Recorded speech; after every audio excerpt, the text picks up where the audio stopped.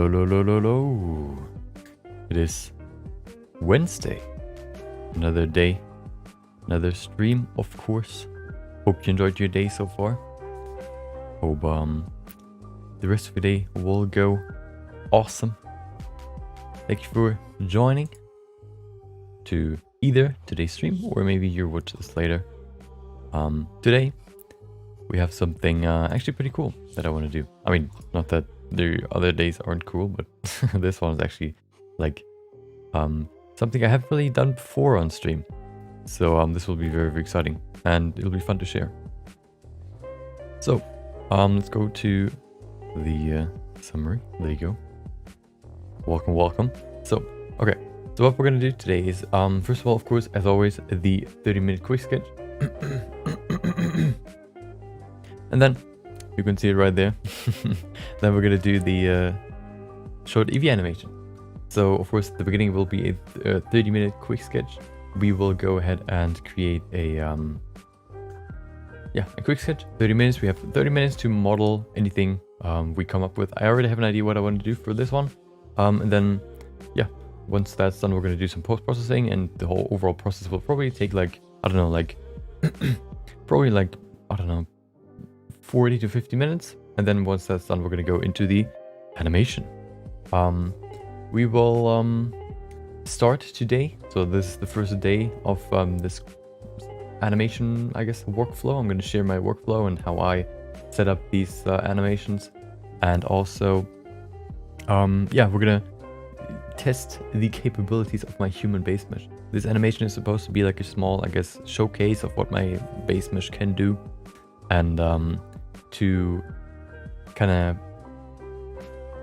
yeah, you know, like to test my own base mesh, and also to just have a video that I can use to promote my base mesh. It'll be free to download, but I want to have something to show it off.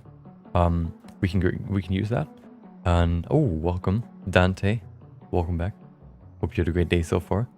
We're gonna do that.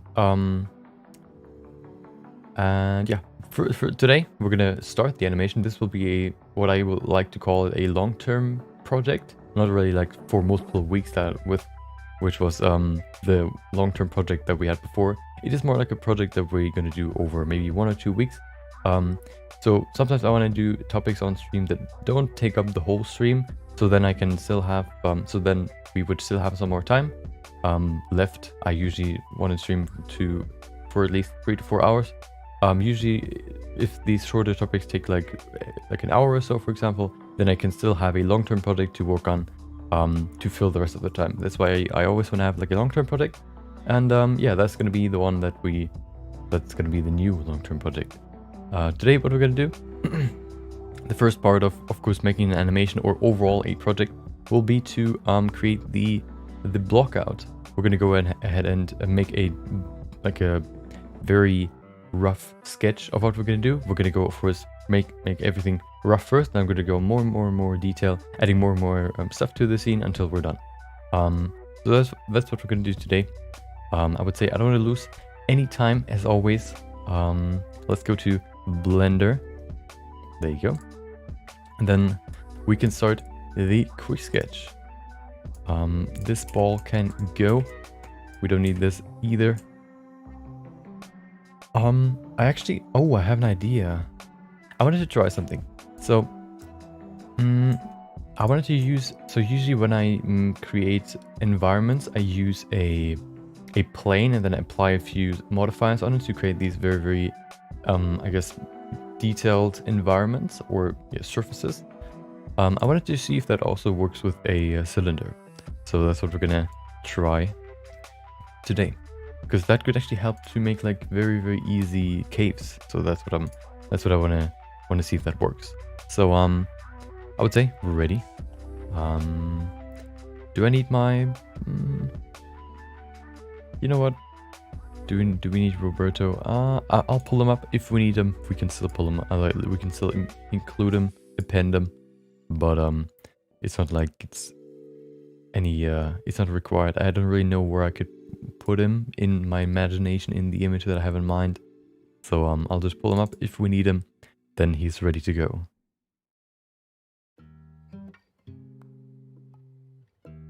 There you go. Okay. So, I would say the timer's ready. Hopefully you're ready. We can start in 3, 2, 1, go. There you go. Okay, so first of all, what we need is, of course, as I said before, a cylinder. We can see the cylinder has just like very, very long faces, so I want to make them shorter. So they're more, have the same width as length. Okay, they actually are. Okay, hold on, we're gonna do that again. I want to make it very precise like that, probably. Yeah, that's better. Perfect. So now what we're gonna do, we're gonna delete these two faces right here. There you go. And then we're gonna apply a few modifiers. The first one we need is a subdivision modifier. Set that to 6. Set that 1 to 6 as well. And then we need a displacement modifier. This should go in both directions, in and out. That's exactly what I wanted. Right now it's just only going out because there's no texture applied to it. What if we bring in a texture like a, what I usually use is the clouds texture. You can see, oh, it goes in by both directions. Perfect. So this is what I wanted to use for this environment. So let's go ahead and change these settings a little bit. What I wanted to do is I want to go ahead and change the size first of all. Oh, make it maybe bigger. This way the environment isn't as fine. There you go. As grainy. And then, oh, look at that. Adding some depth in there as well gives you this nice, this nice ground or whatever you want to use it for. So we can then rotate it by 90 degrees and now we have a nice cave. That's exactly what I wanted to use it for. But we have to do a few adjustments.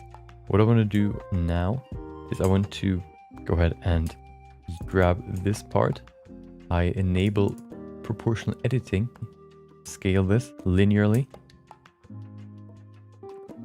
Include everything, or roughly everything. There you go. Scale it down. Hold on, I have to do it. Oh, hold on. I think the best way to do this is to exclude the y-axis in this case. This way it's not going to be scaled. Like there's no, I don't really know how to describe it. Sometimes there's this weird pushing that happens when you scale on all axes. So this is a better way to do it. Look at that. Now we have a nice cave entrance. We could maybe make it even smaller. Let's do that. There you go. Very, very small. There you go. Pull that up there. Nice. We can maybe even add some more over here. I think that's what we're going to do. Just to have a little longer cave here. Like that. And then we just bring in a few more cuts right there. Perfect. We're going to bring back the subdivisions and of course the displacement as well. And there you go. We have a nice cave. I think these bumps are too strong right now, so I want to do a few adjustments. We're going to go to the strength, maybe put it to 0.5.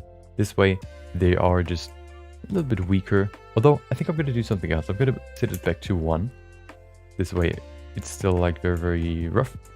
And then we're going to duplicate this, so I have a duplicate of this if I need it. If I want to change a few settings, I still have it. And then we can go in here and do a few adjustments. So first of all, what I want to do is I want to apply everything. Oh, apply and apply. There are a lot of vertices now, but that's okay. We're going to go into sculpting because I want to adjust this this model a little bit. We have 26 minutes left. Sounds good to me. So what I want to do is I want to pull this up a little bit because the bottom is, I don't want to make it like fully round. So I want to pull the ground here a little bit higher. Like that. Yeah, that's better. Okay. We're going to go back to object mode. Okay. So now what I want to do is I want to bring in another plane. This plane will serve as some sort of water. So I'm going to pull it over here, pull it down so that it's only covering parts of this cave like that. Yeah. Okay.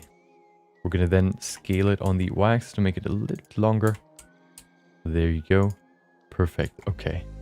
So this will be the only real light source, or at least as far as I plan it right now. Maybe we bring in a few light sources that are like kind of unrealistic but help the scene. We'll see. Okay, so let's save this real quick so I don't lose this progress, because I hate losing progress. We're at quick sketch day 115.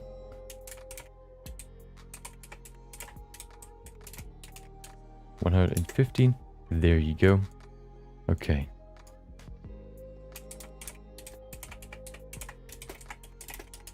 Perfect. Okay, so let's continue. We have 25 minutes left, 5 minutes only over. That's pretty good. Usually when I make environments it takes a little bit longer, but this one was pretty fast. So let's go ahead and place the camera, I would say.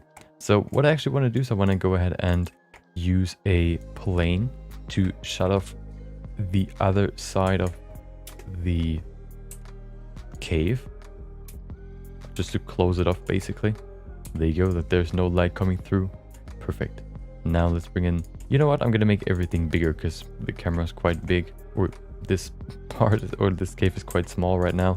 I want to make it a little bit bigger just so the scale matches, I guess, real life a little bit better. Of course it's not going to be perfect, but at least a little bit better than what we had before. There you go. Okay, let's grab the camera. Let's make it a little bit smaller so it fits better into the scene. The scaling doesn't really do much except for changing, I guess, the size of the camera overlay. There you go. Let's open the camera view. There you go. So, okay, hold on. There you go. So let's see, where can we place the camera? First of all, what I'm going to do is I'm going to switch this to wired view so I can actually see through. And then let's do a few adjustments. So first of all, what I want to do is I want to grab my focus point and I want to, hold on. Yeah, I want to place my camera somewhere maybe over here on this side of the cave, maybe even on the floor. Perfect. Like right there, maybe even closer to this, like over, yeah, that's pretty cool. We need to increase the focal length, otherwise we're not going to see much from the environment, so I'm going to set it to 30. There you go. Now we see way more. Perfect. We can even see the entrance. That's exactly what I wanted. So let's grab the focus point, place it somewhere else, maybe over here, so we can see the entrance still, but it's not the my main focus. There you go. Let's save it one more time. Okay, let's go into rendered view, and then we can set the first lights. Takes a while to load, I think, because the subdivisions are so high, or there are so many vertices. So let's grab a sunlight. I think the sunlight would be best for this scene. We can rotate it to kind of guide how the light will enter this cave. Yeah, that's pretty cool. Okay, so what we need now is a little bit of, you can see it already a little bit over there on the left. We need more lighting in the cave itself. So what if we set this to 5? This will make the cave a little bit brighter. I think if I bring in a volume as well, that should help as well. So what I'm going to do is I'm going to set this, I'm going to save this real quick. I'm going to do a quick setting. Hold on. Output. Okay. Let's go back to Blender. There you go. So what I want to do is, you can see now it's way brighter in the middle, of course. I'm going to make this a water shader real quick. So this looks more like water. We're going to enable metallic fully. Circularity can stay the same. You know what? I'm going to set it to 1 and then roughness to 0. This way it's going to be reflective like water. So next up, what we need is we need some more light in the scene. So what I'm going to grab is a cube.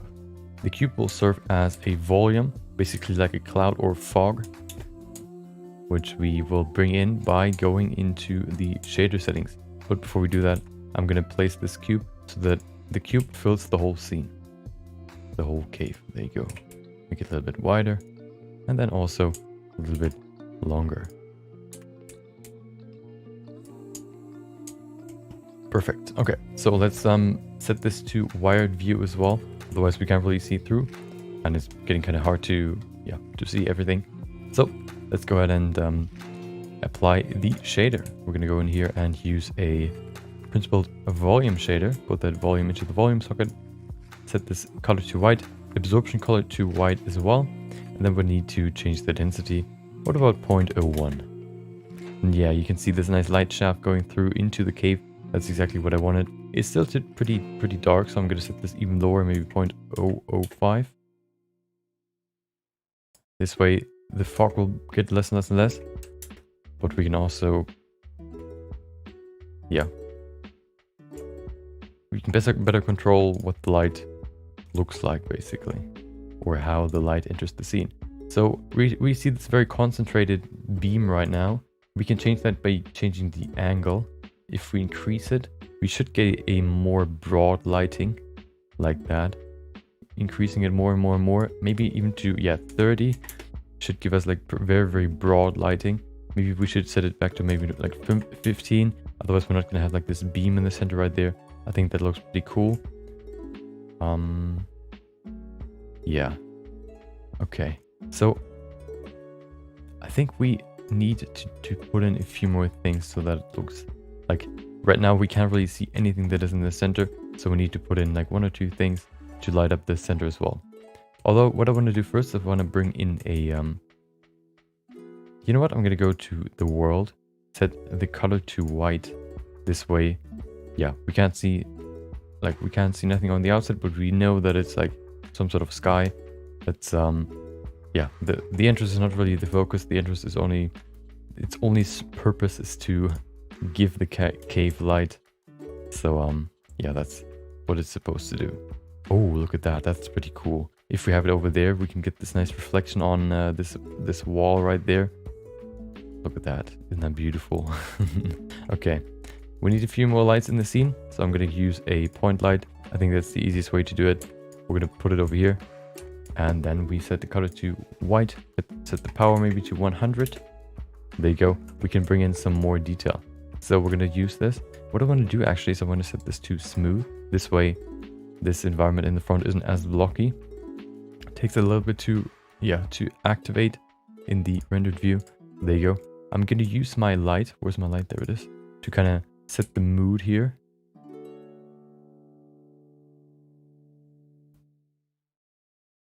Oh, that looks pretty cool. Maybe over here.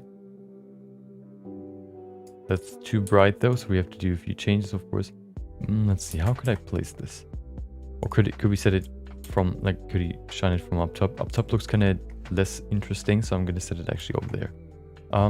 Or, hold on, what does it look like over here? No, that's too bright. Although that looks pretty cool. I like this. Yeah, I like this. I'm going to leave it there. This way you have a nice gradient between dark, bright in the front, dark in the back, and then some medium gray in the center. That's pretty cool. Okay, let's save this one more time. And then let's go into what I want to add. So I want to add a shader to this object, the walls basically. So I'm going to add a new material, and then I'm going to bring in a few textures. So let me just quickly go there, and then let's see what we have here. Of course, I have my textures collection, so I don't have to look them or download them every time I want to use some textures. So what do we have here? We have a few tiles. Nope. What about rocks? Rocks rough? What do they look like? What about mossy? Oh, that could work. Yeah. Which one is it? Do we have a bump map? We don't. Let's use the normal map. Or maybe even the displacement map. We'll see. We'll see which one looks better. So let's put them in here. And let's go ahead and add a vector bump map. There you go. We then need to convert the normal map into a bump map, making it black and white basically. There you go. And then putting the color into the strength. No, into the height actually. And the normal into the normal of the shader. You can see some nice bumps right there. The bumps look kind of weird because we have to change a few, or we have to bring in a mapping node. There you go. The mapping node will basically tell the texture how it's supposed to apply itself onto this geometry. I think object should serve us right here. Yeah, this looks pretty good. Let's see if the displacement texture or the normal map looks better. We have 15 minutes left. Pretty good. There you go. Put that in there. Okay, well, that doesn't really do anything. What about increasing the strength? Although I don't really need to put it into the color ramp. Put it into the height doesn't really do much anyway. So we could increase the strength of this displacement map. What about setting it to non-color? Does that do anything? Nope.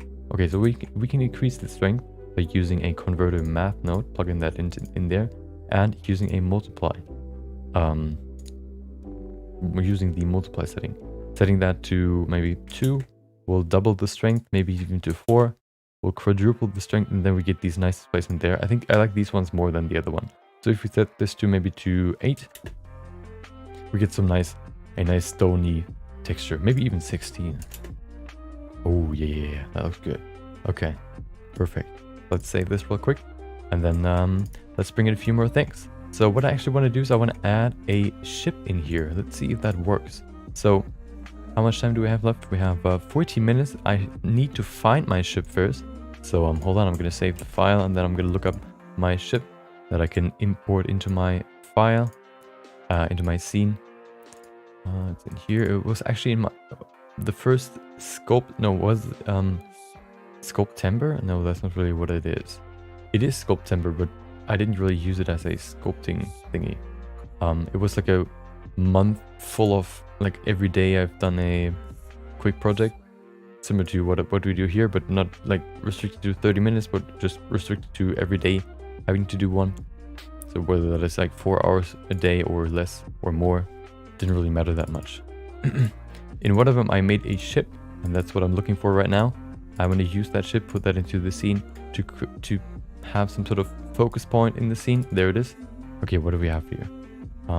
Is that the one? Yeah, that. Oh, the ship is actually pretty big. Perfect. So let's put that in here. Append, collection. What do we have here? Collection. There you go.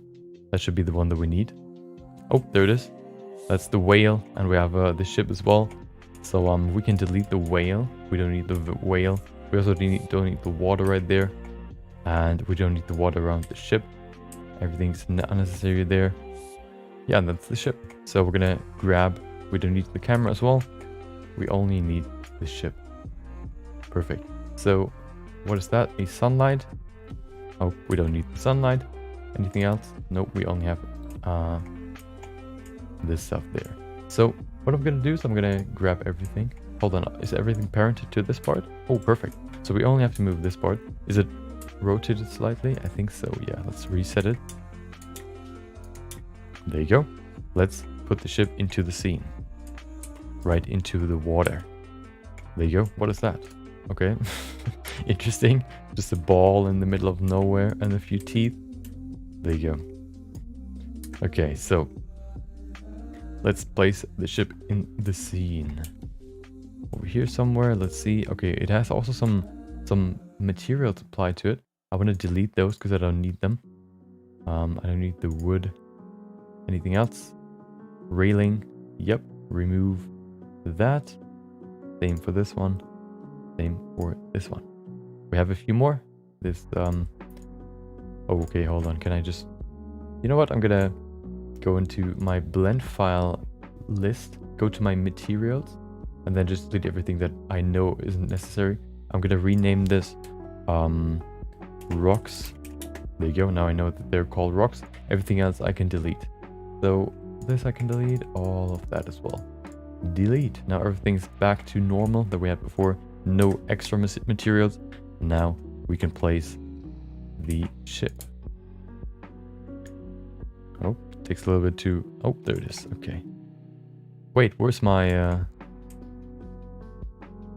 where's my entrance? My entrance is gone. Is it like... Did it switch the world? Wait, what? There's something in front of the... That doesn't make sense. Where's my lighting for the world? The entrance is just like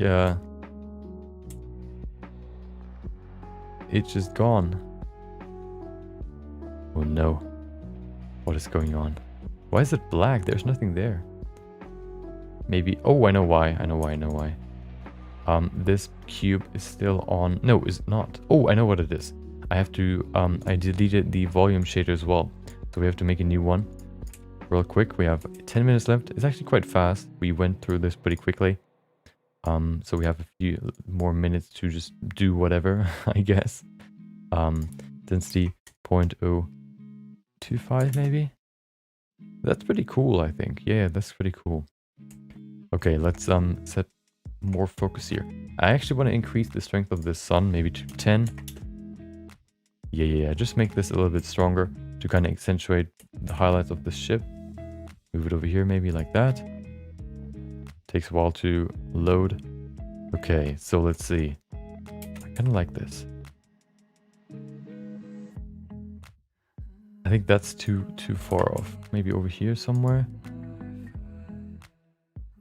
No, that's not good. Hold on, let me see. I want to see where I can place that it's like really in focus. Maybe we need to move the sun as well to kind of move the focus off of these rocks and more to the ship itself. Like that. Yeah, that's pretty cool. Maybe not to the front, maybe more to the back. Over here somewhere. Yeah, that's pretty cool. Okay, let's bring a few colors in here. Or at least values, because I'm not going to use colors. What I'm going to do first is I'm going to give these rocks a color. Actually, no, I'm going to keep them white. I'm going to give the ship a color. So what I'm going to give the ship... Actually, hold on. Oh, I removed the water shader as well. So let's bring that back. I should probably also make a quick, I guess, displacement for the water shader so that it looks more like water rather than just like a flat plane. We're going to do that after we've done the shader. There you go. Now we can see a nice reflection on the ground. But it doesn't look like water because there's no... no bumps or whatever. No movement, no ripples. So that's what we're going to do now. We're going to bring in subdivisions, let's set it to 6. And then we also need displacement. There you go. We need a new texture. Set it to clouds. I think clouds should work fine here. Make it bigger. The depth higher. Get some nice ripples there. And there you go. Let's go back to... Let's bring in more displacement. Let's set this to 6 first. Then bring in another subdivision surface modifier. Put that in there, maybe to 2. And then we decrease the strength so that the water isn't like going crazy. Just like that. Just a little bit of displacement, not too much. This way we get a little bit of like these bumps on there, but they're not too crazy. Okay. Of course, water isn't like fully reflective. It is more a more like a you only see like a full reflection if you look like from a very shallow angle. But I think this angle where the camera is right now kind of justifies the look. So I'm not gonna try to create some sort of effect where if you look from straight into the water, you can see through. I think that is unnecessary for this scene. Okay, so let's bring some more stuff into the scene. What I actually want to do is I want to grab my light that I have right there and maybe bring in a little bit more light in behind this ship to kind of highlight it more. So if we bring it in there, we can maybe even make it a little bit bigger, the light itself, and maybe even increase the strength. This way we get some more focus on this ship. Set it maybe to 500 maybe. Okay, that's probably too bright. What about 250? Not too much, but also not too little. I think that's pretty good. Maybe move it over here a little bit more. Yeah, maybe we could rotate this a little bit more. I think this silhouette of the ship is kind of lost for the camera right now. So moving it a little bit to the side, we can kind of see the ship a little bit better. Like that. Yeah. Okay, maybe even a little bit more. Hold on, like this. No, I'm going to leave it there. I want to bring in a few shadows. I mean, a few materials into this ship as well. So the sail, these, what are they called? I don't even know. These wind catchers, whatever, will stay white, but everything else, the wood basically will be a little bit darker. So I'm going to bring that in now. We're going to make this a little bit darker, maybe like that. I think that's pretty okay. Maybe 0.2, maybe let's set it to 0.3. Not too dark. 0.3 looks pretty good. So now we're going to select everything that is wood. This railing right there, this one right there, all these pillars as well. There you go. The crow's nest is also already selected. Welcome back, Vicente. Hope you enjoyed today. We're doing the quick sketch right now. Oh, okay. Link, material. Okay, perfect.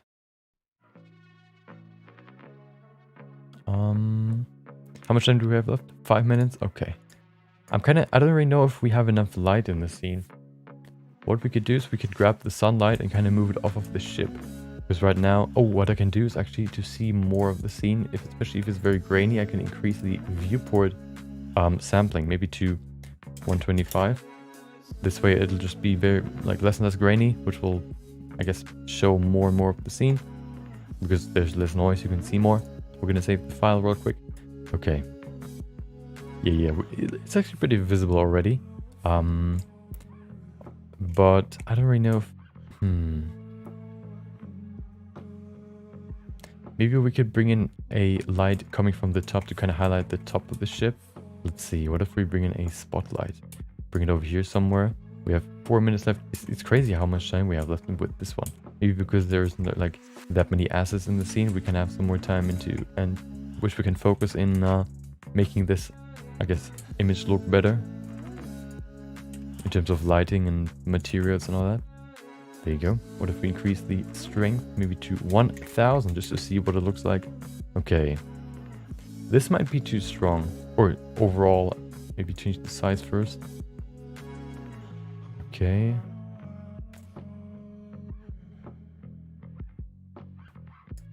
The radius down to create sharper shadows. I don't know if that is necessary really. Although I think I like this. It brings us a little bit more, you know, magic into the scene. We could actually, I want to see if we even need this hole there on the left side. What if we bring in a plane right there and just block it off? I think it adds a little bit more to the scene that helps the scene overall, so I'm going to leave it there. Yeah, but I think 3 minutes left, 3.5. What could we do? We could bring Roberto in. We have 3 minutes left, probably enough time to bring him in. So let's do that real quick. Shouldn't take too long. Male human base mesh. There he is. The man, the myth, the legend. He's going to do some more work today. Grab all that. Oh. Nope, a little bit more. There you go. Remove that. Perfect. Okay, so what I'm going to do now is I'm going to go in here and set my resolution lower and remove his teeth and his eye. His eyes will have less resolution just to make it smoother to work with him. There you go. His teeth. You don't need your teeth today. Maybe later, but not right now. Okay. Select everything. Move it to the right collection. There you go. Oh, the ship as well.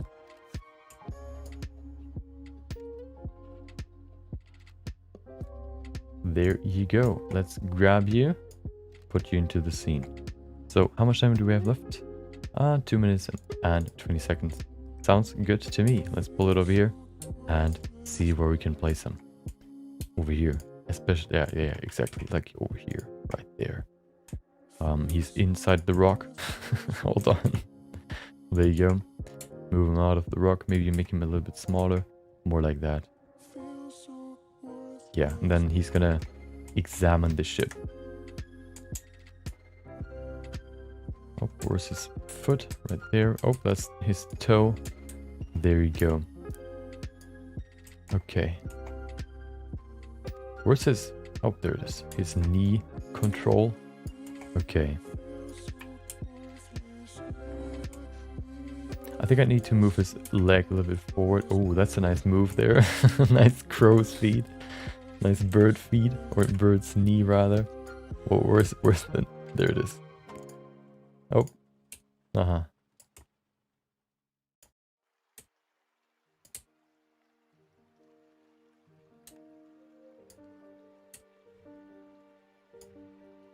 Doing this freehand might be a little bit more messy, but that's okay.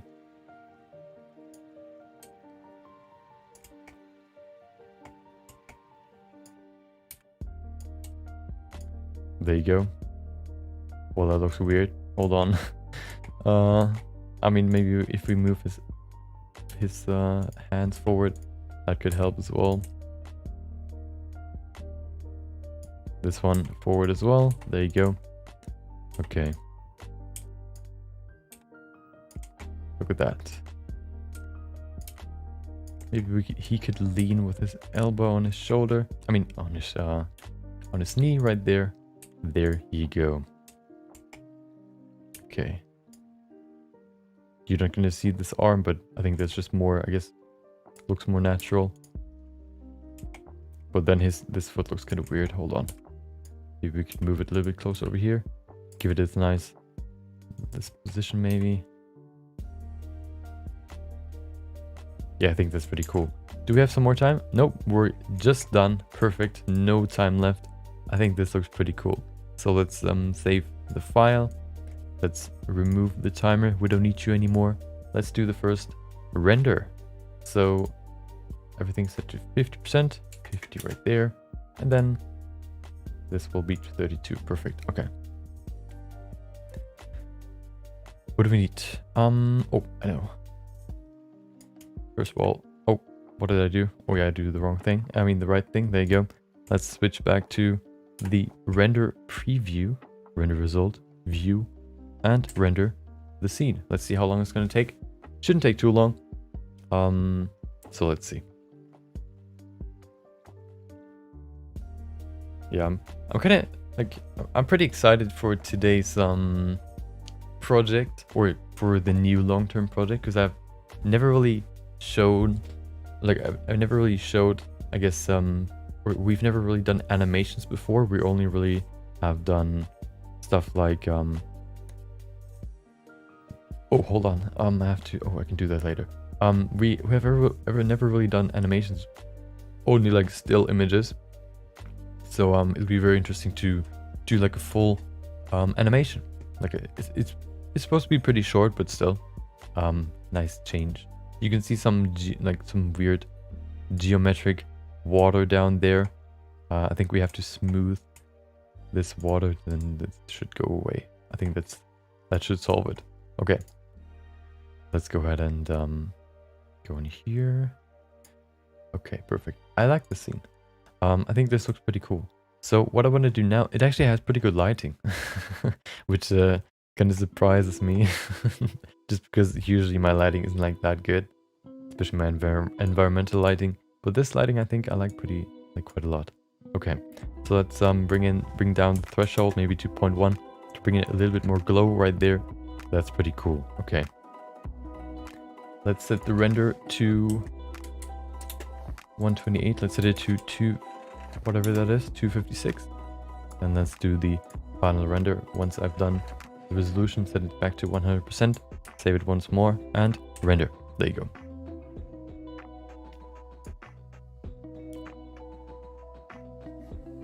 Okay, let's see how long that's gonna take. It's actually funny. So I've switched my OBS layout a little bit, so that even when I work on something, because I have like a 21:9 monitor, I can still see like maybe like a fourth of my screen next to what I'm working at.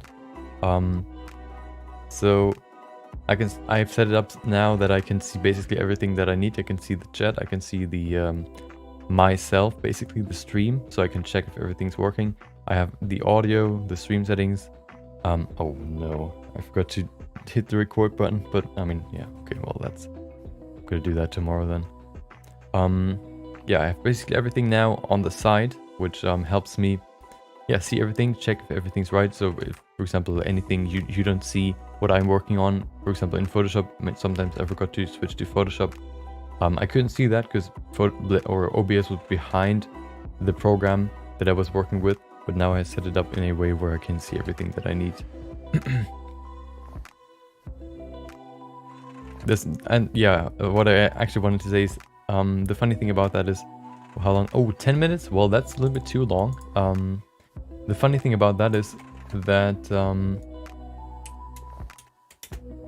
if I look at the chat, for example, it looks like I'm looking into, like, right there's my chat. It looks like I'm looking into, I guess, the stream. That's always, I think that's like a small detail in every stream that can kind of, I guess, make the stream just a little bit more, I guess, natural. I don't know how to describe it, but I like it when people have set their webcams so that they face in the direction of where you would look. So for example, like me, I look in where you're looking at, like in, here's the mouse. Oh.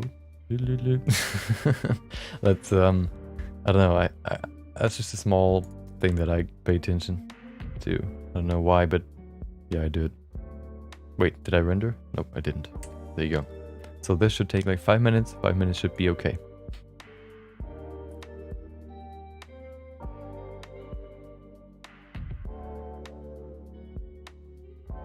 I switched my lighting a little bit as well. Put it a little bit more to the side. I think yesterday I had like very harsh black shadows on this side. So I moved it a little bit further over. Now that should be a little bit better. I can also switch my the warmth of my light. So I have this setting. I think that's the best setting. I think this is a mix between white and like a blue light and like orangey light. Then we have this very, very orange light. Then we have this light, which is, oh no, this is probably like a mix between white and like orange. But I like the white one the most. I think this one works as well, but I think I'm too orange in this one, so I chose this one.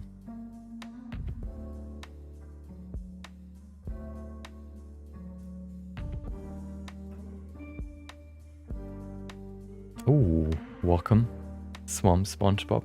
Welcome back. Hope you had a nice Wednesday.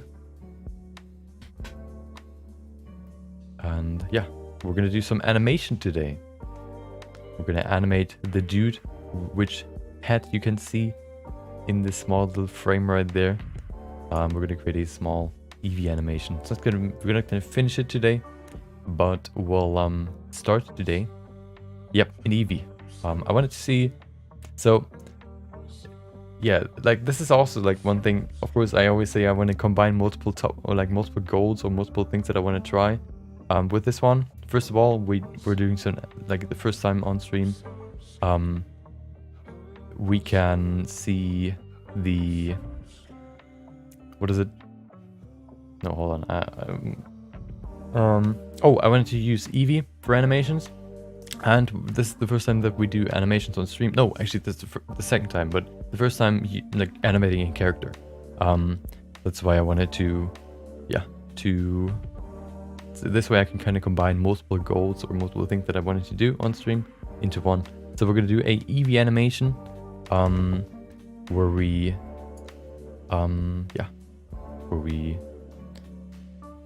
create a small animation to kind of, I guess, show off Roberto and Roberto's capabilities. It's going to be a multi-stream, like a long-term project, and I'm kind of, yeah, excited to kind of delve more into EEVEE as well, because I wanted to do that at some point, and I think now it's a good point to do that. So yeah, I've changed my input settings a little bit. I tried to fine tune it.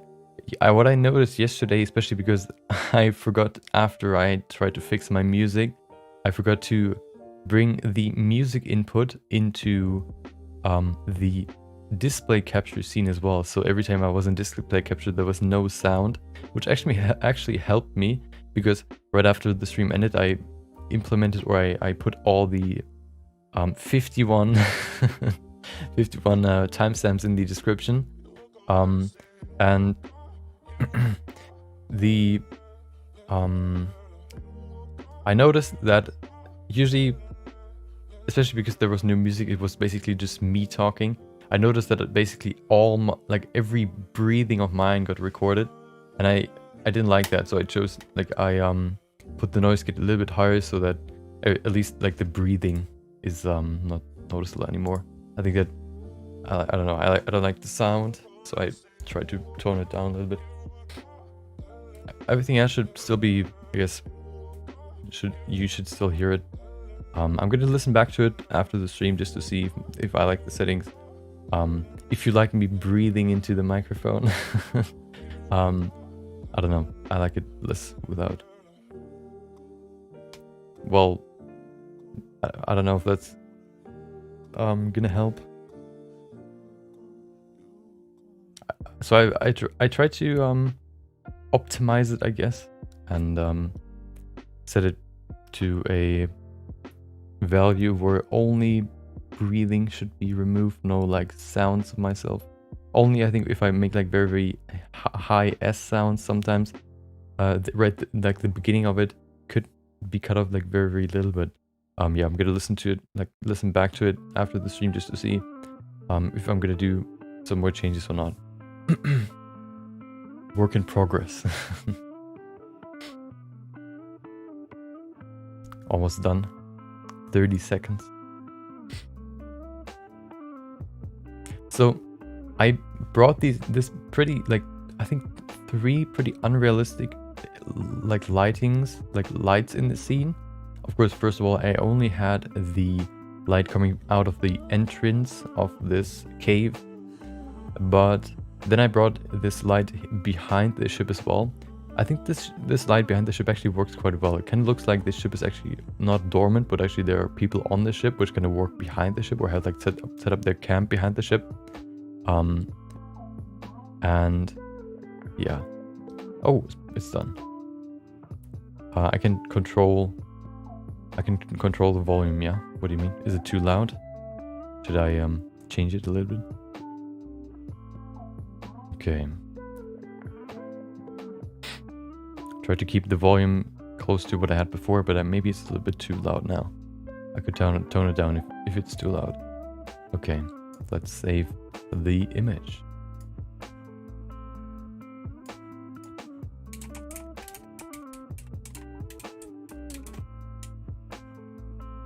What is it? 115. Perfect. Okay. Yeah, I can control every single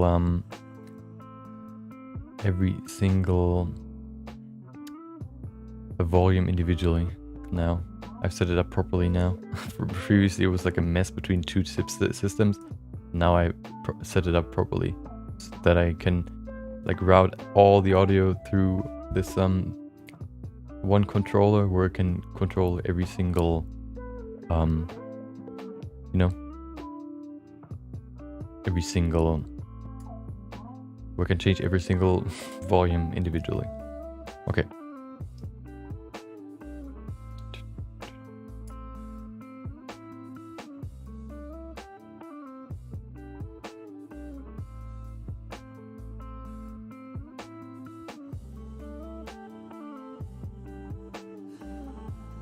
Oh, hold on, I'm in the wrong folder.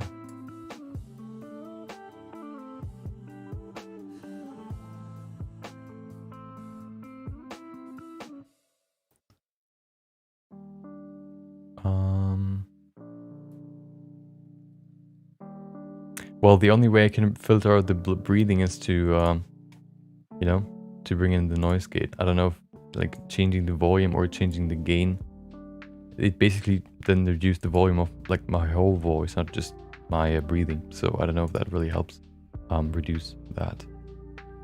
Hold on, where am I?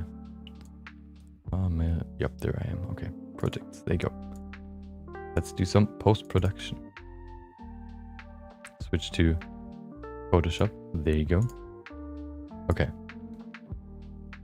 There you go. Okay, so let's do some adjustments. So what do we have here? We have, first of all, let's use a selective color correction to kind of fine tune the values. Oh, look at that. Just a little bit more depth really helps create a nice cave-like feeling. I like that. Do we need to change the grays even? I think the grays look already pretty good. Maybe a little bit darker. I think that could work. Yeah, like that. Just negative, like, no, +9 actually. Then maybe making the whites a little bit brighter as well. Give it a higher contrast. I think that looks pretty cool. Okay, so do we need contrast? Some more contrast? I don't really know. Let's see. I think that's too much. Maybe like that. Does it really help though? No, not really. So let's remove it. It's not really necessary. Okay. We need the texture, of course. So let me grab my fingerprint texture. And of course, once we're done with the animation, once the animation is done, we finish the animation, we can go back to colored quick sketches again. That's gonna be fun.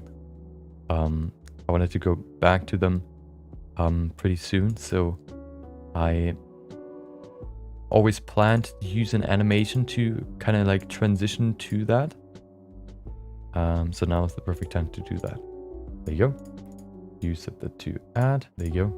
Do we even see it? Yeah, a little bit. gives it a little bit more like smoke in the air. I like that.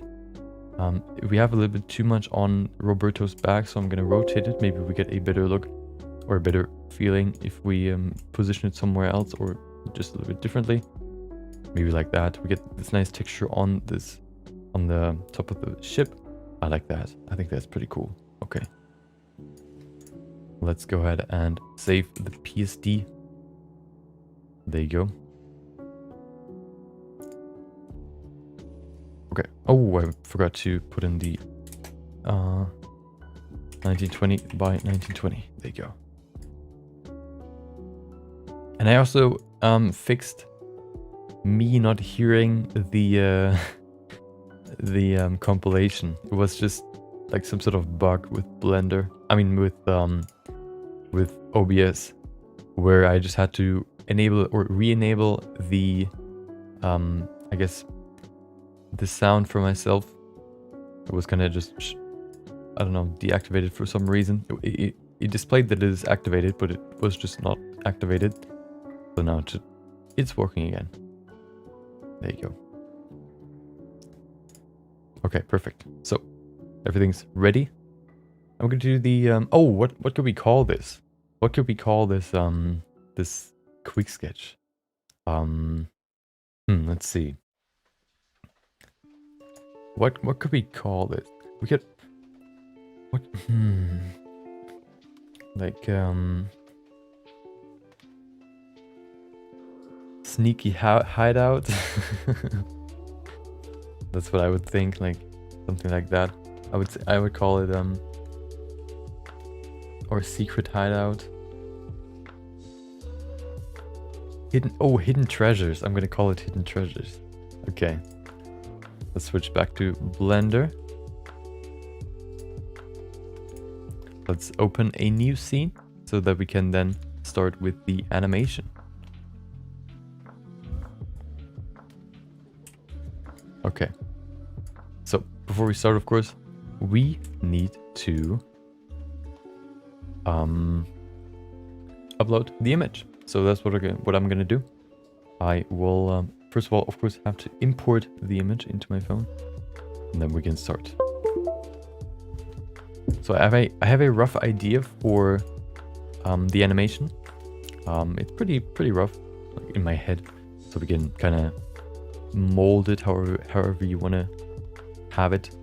But yeah, before we do that, of course, I can upload my image and then we can start. There you go.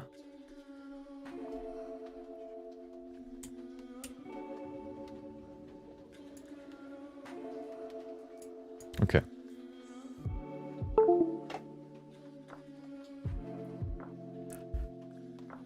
Oh, my cable's running away. Hold on. Please. Stay here. There you go. Okay. Okay, so I'm going to see you in roughly 3 minutes, and then we can start the animation process. So until then, enjoy.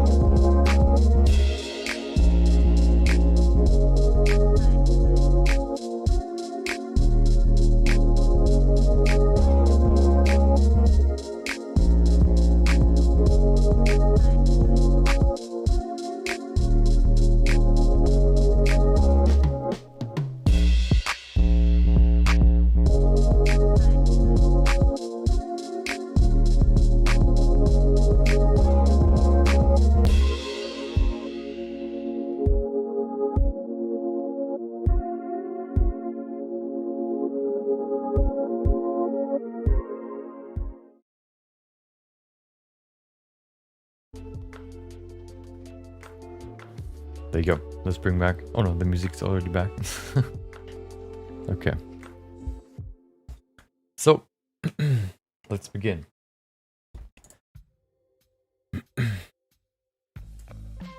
So first of all, what we need, of course, for the scene is our good old Roberto. So let's just import him in here and then we can start. So actually what I want to do I want to do that? Yeah, let's do it. I'm gonna create a new collection, which will be the environment collection. Environment collection. There you go. And there I will put everything that is part of the environment. First of all, what we of course need to do is we need to change to EEVEE. Oh, what is a workbench? I never used a workbench. I wonder what that is. Okay. So first of all, I'm gonna do a few settings. First of all, I need to include ambient occlusion. Do we need more bloom as well? Depth of field? Nope. Screen space reflections? Yep, please, reflections as well. We also have volumetrics, which we can set up later. We have shadows. We don't have hair, so we don't need to use that.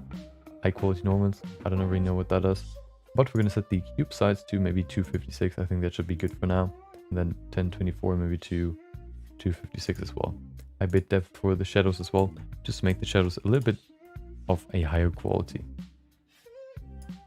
Indirect lighting we don't have right now. So yeah. Okay. So my process, or overall the process for Disney as well, if you've seen any of their behind the scenes movies or videos for their Pixar or Disney movies, is that they first of all of course create concept art so that they can get a feel or like create concepts on how the scene would look like, not only just the whole movie but also like the scenes, the characters and all that. We already have a character, but we don't have an environment. So I'm not going to draw any I'm not going to draw any concept art. That's not what I want to do. I also want to keep my environment pretty simple. It's not supposed to be like super detailed or super complex. So what I have in mind for the scene is like just a quick little scene where Roberto is kind of running away from something. I'm kind of still deciding whether or not I'm gonna bring in like an antagonist or not that is kind of chasing him. We can maybe think about that later. So the overall scene would be he would run through a corridor trying to run away from whatever is chasing him, and then he would get to this, like he would crush or like run through this door, break open that door, where he would find this very open room, and then in this, like at the end of the room, he would just run. At the end of the room there would be like this small little maybe glass. It's either a glass window on the floor or it would be like a lever that would be on the wall. Lever being very big and very flat. He cannot move it by himself, but next to him is a ladder that would lead him all the way up the wall, and then when he gets up there, he would jump down to push the lever down. This way the lever gets activated. He falls through the floor because there's like a just like nothingness.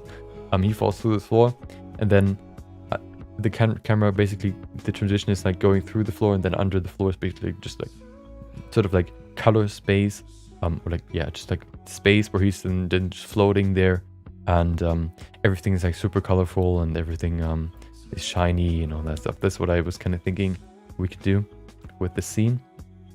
So what we really have for just an environment would probably be like the hallway, and then also the big room. That's probably all we really have with that. So it's not going to be like that much modeling, but of course, to start any project, the first thing that we need to start with is a block out. If you create anything in, if you start any project, you go start a big, basically create like a very rough beginning sketch or whatever, and then you put in more and more detail, make it more and more refined until you have the final version of whatever you want to create. So that's what we're going to do for this one as well.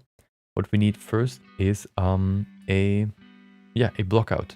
So of course we can kind of now start with the environment, but what I want to do first actually is I want to bring in Roberto so we can have a scale, just like we can kind of compare the environment to Roberto so we know how big it has to be, and then we can go into the block out. Let's bring in Roberto. Where's Roberto? I'm in the wrong folder. There you go.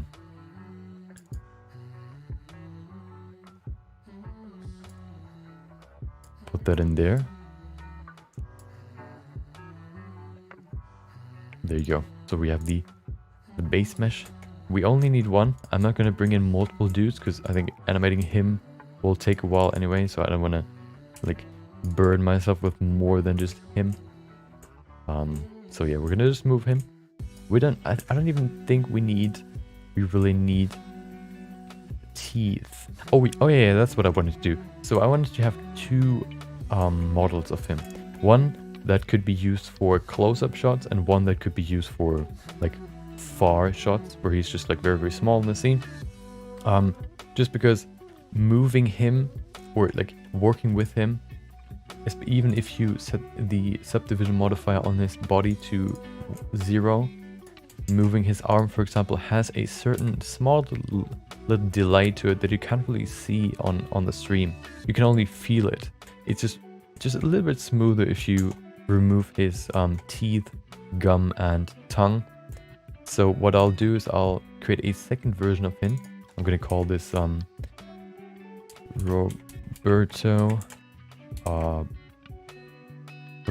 Let's call it close. There you go. Then we're gonna duplicate him. We're gonna just select everything, move it over here, and then we'll go in here and delete everything that we don't need. That's Roberto far. There you go. We need to grab the teeth right there. These teeth as well. We don't need the gum and the tongue.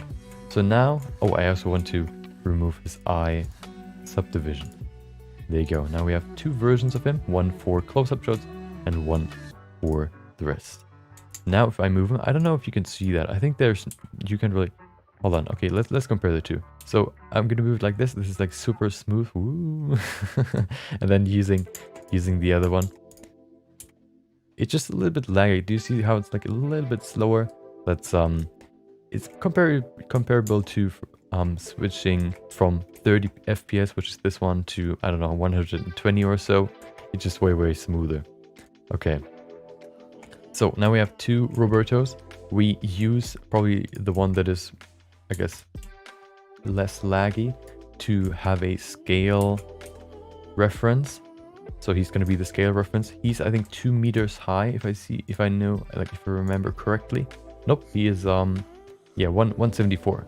So he is 174 centimeters.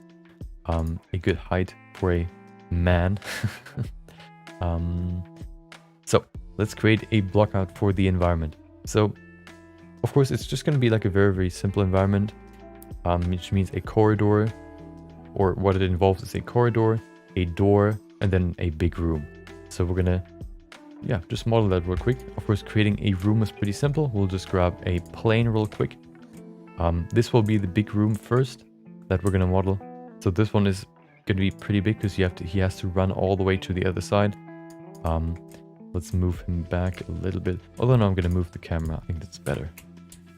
I don't wanna. Yeah, it's just annoying if the camera is kind of in the scene.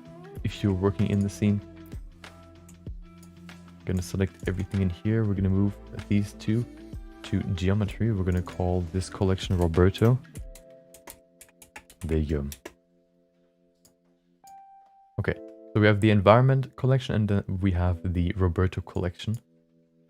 Sounds like a sounds like a fashion brand, or like collection rather. And then we're gonna make this bigger. This is supposed to be a pretty big room. I think that's pretty good. I don't want to make it too big because then I have to animate him all the way, running all the way from here to here. I want to pull this a little bit further though. Maybe over here. Yeah, that's pretty good. Okay, so now we have that. Let's create the hallway. So how I create rooms, or how you can also create rooms very easily, is to start with the floor and then just pulling up the walls after you're done with the, I guess, overall layout. So I'm going to go into the top view, which is also accessed by using the numpad 7 key. I need 2 cuts right here with the entrance. We can kind of compare how wide it has to be. Let's rotate him by 90 degrees so we can see his width. Perfect. And then we can customize this a little bit. This is supposed to be like a double door. So we set it maybe to this. I think that's a good width. Maybe even smaller. Like that. I think that's a good door. Okay. So we have the door over here. What we're going to do now is we're going to grab this. We're going to extrude it for the wall where the door will be at. There you go. And then we also need the hallway. The hallway will be a little bit wider than the door itself. So we're going to extrude it, scale it on the y-axis a little bit wider, and then extrude it once more to bring it all the way over here. What I thought was maybe as the intro, having him run around the corner where he would run, or like the camera would just look into maybe the darkness or some sort of like end of the hallway, and then he would like come around the corner and just sort of sprint through the hallway. That's kind of my idea. So we're gonna make like a small little corner right there. We're gonna grab this, extrude it all the way back here like that, and then we're gonna do a quick cut right there, move it like this, and that's basically the whole scene. Now we can pull up the walls, and then yeah, we have the beginning. Of course, what we have to do is we have this room will be higher than the rest, or this small hallway, but we can adjust that later. This is supposed to be the block out, the very basics first. So I'm gonna select all the outlines, also this part here. Oh, hold on, is this a double line? Oh, it is. This is kind of bad. We could probably fix that. Hold on. So what we could do is we can remove this edge right there. And then we can bring in 2 cuts right here. Then we can just use these to connect these faces. We have to adjust the width over here. So let's see, scale it on the y-axis to make them horizontal. I mean, not perfectly horizontal, but oh, we can actually make them perfectly horizontal. We can select these vertices, and then we can use the align tool. Can we use it in edit mode? Sometimes it is there, sometimes it's not. Doesn't seem like it is there right now, but what we can also do is we can go into the value. Oh, hold on. Yeah, into the values of this vertex. We can copy the Y value, Control C, just hovering over the value, then selecting both these, and Control V. There you go. Doing the same with this side, Control C, Control V. There you go. Okay, so what do we need now? We need to bring in the walls. Let's select everything again. Oh, perfect. Everything's selected by double clicking. We're gonna pull them up. There you go. That's gonna be the room. What I'm gonna do, I'm gonna I guess, bring in a little trick that I've also used for my MSI Creator Award so that we can see through the wall, but also see like the solid object itself. I will go ahead and, first of all, I'm gonna close this. Should I close it? No, first of all, what I need is I'm gonna go to these settings in the viewport shading settings, the small little blip right there up there. I don't know what it's called, the small arrow. We enable backface culling. And there you go. Now we can see through the surface. Perfect. This way we can work a little bit easier. Okay. So of course, this corridor is not supposed to be as high as this room. So we have to do a few changes here. What I'm going to do here is I'll bring in a cut to the height that this corridor needs to be. Oh, we have to bring in Roberto so I can kind of see how high it needs to be. Oh, oh, there it is. Move him over here. Okay, so, oh, I can actually use the door as, like the scale. So if we bring in a cube, we set it to 2 meters, because I think doors are usually 2 meters high. There you go. I think the cube is even 2 meters high, is he? Yeah, he is. Okay, so the cut has to be right on the height of the cube. Hold on, where's mine? Oh, I'm in the wrong. There you go. Put the cut right on the height of the cube. Right there. Perfect. That's going to be the height of the door. We can remove this cube and we can remove the faces of this corridor.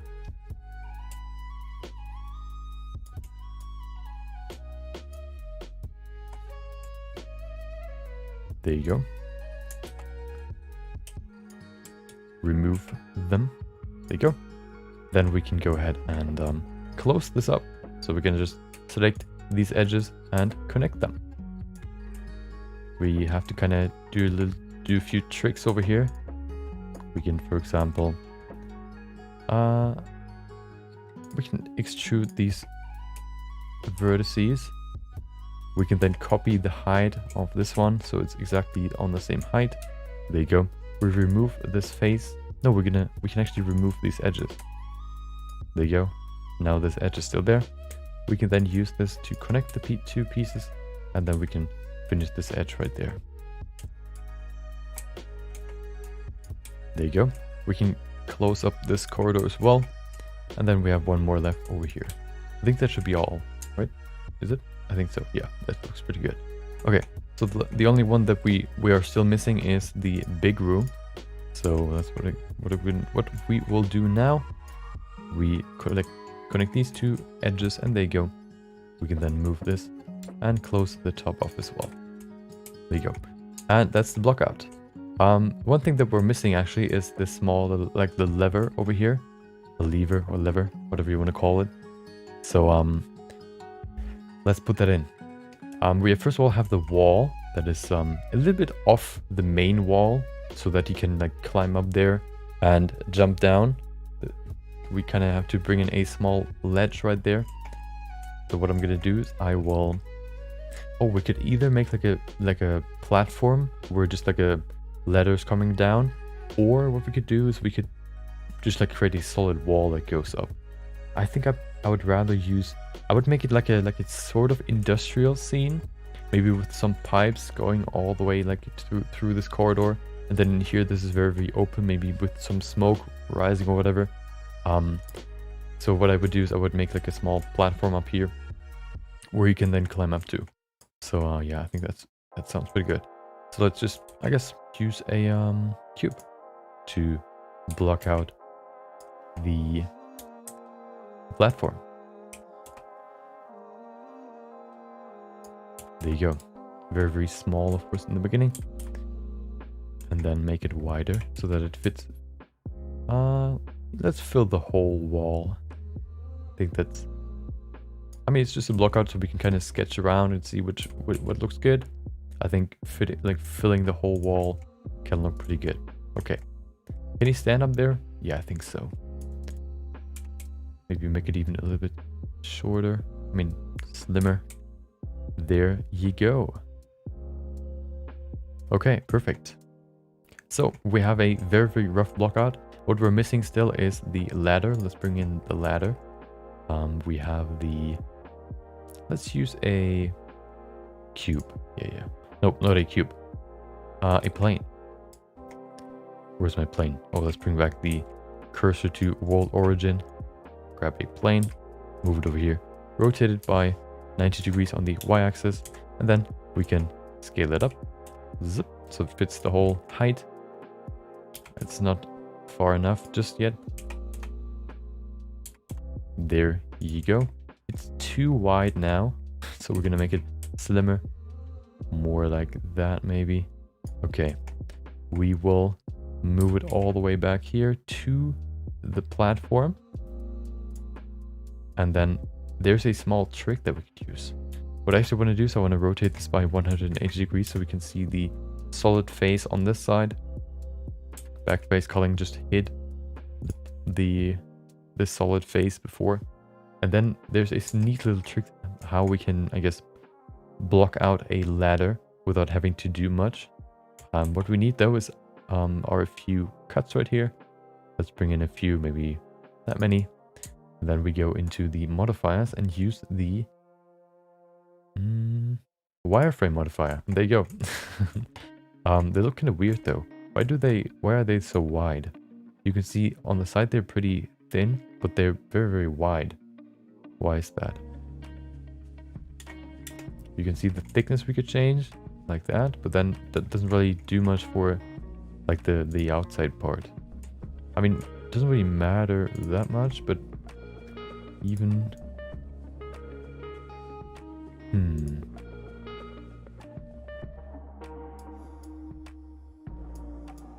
That's interesting.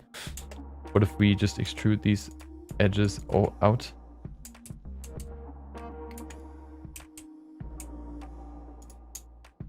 Doesn't really... No, that doesn't help. Okay, well, I mean, it works as a ladder, I guess, block out. So we're going to leave it there. Okay. Let's save this project for a second. Save as. So this will be called Roberto Animation. There you go.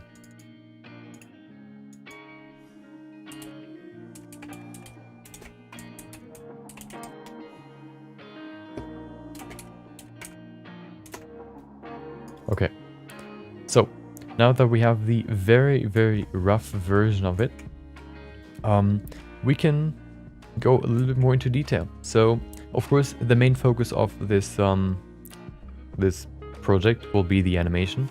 So what we could do, for example, is create a very, very basic camera setup, how we could pace the camera, what the shots of the camera could be, to kind of lay that out and kind of, yeah, just to pace the shot and see how it works, or if it works. If we do that later, we might run into troubles, or we just create more problems for ourselves if we do it later, because we have to adjust more than what we have to adjust right now. So let's do that. First of all, I need to grab the camera. I've set up my camera in a certain way where I have this camera rig basically. The camera is focused on this focus object in here, this empty. So if I move this empty, the camera follows the empty, which is quite handy, especially for lining up a shot or just having a camera that is focused on a specific point. We can use that for here as well. For example, we could, I don't know, animate this empty to always be on top of Roberto. This way we don't have to kind of move the camera ourselves. So of course, the beginning would be the camera filming into the end of this corridor, maybe from over here somewhere from the ground. He would then run past us, and then like we can see him running to the door. Maybe then another shot at the door, or maybe yeah, maybe the camera would follow him like over here, from here, and then you could see him like running through the door. Then you would get the next shot of him breaking through the door, maybe like a sort of this shot, like he breaking through the door. Then you would get another shot over here from the corner, the top corner of the room, seeing him running all the way to the end. Maybe even like a close-up shot of him just running and looking back maybe. And then he would get to, oh, the lever is actually missing. We have to bring in the lever as well. Lever, I don't know. Let's bring in the lever. So, what? I think I'm going to use like a flat lever so you can land on it. So, I guess the easiest way to do that would be just to use a cylinder, rotating it by 90 degrees on the x-axis. Then, going into the geometry, maybe select, oh, you know what? I'm going to reduce the geometry actually of the cylinder. So we can go into the subsettings here, change the vertice amount to kind of reduce the count. I think that's pretty good. So now we can go in here, we can grab this face and extrude it out. There you go. We can make it a little bit longer to create like a platform we can land on. Not too big though, maybe like this. Okay, we can then scale it on the x-axis, so it's like an actual lever. There you go. See, this is big enough so that it looks like he couldn't, I guess, move it himself, except for when he throws his full body weight on it. That's exactly what I wanted. Okay. Yeah, let's bring it into the scene.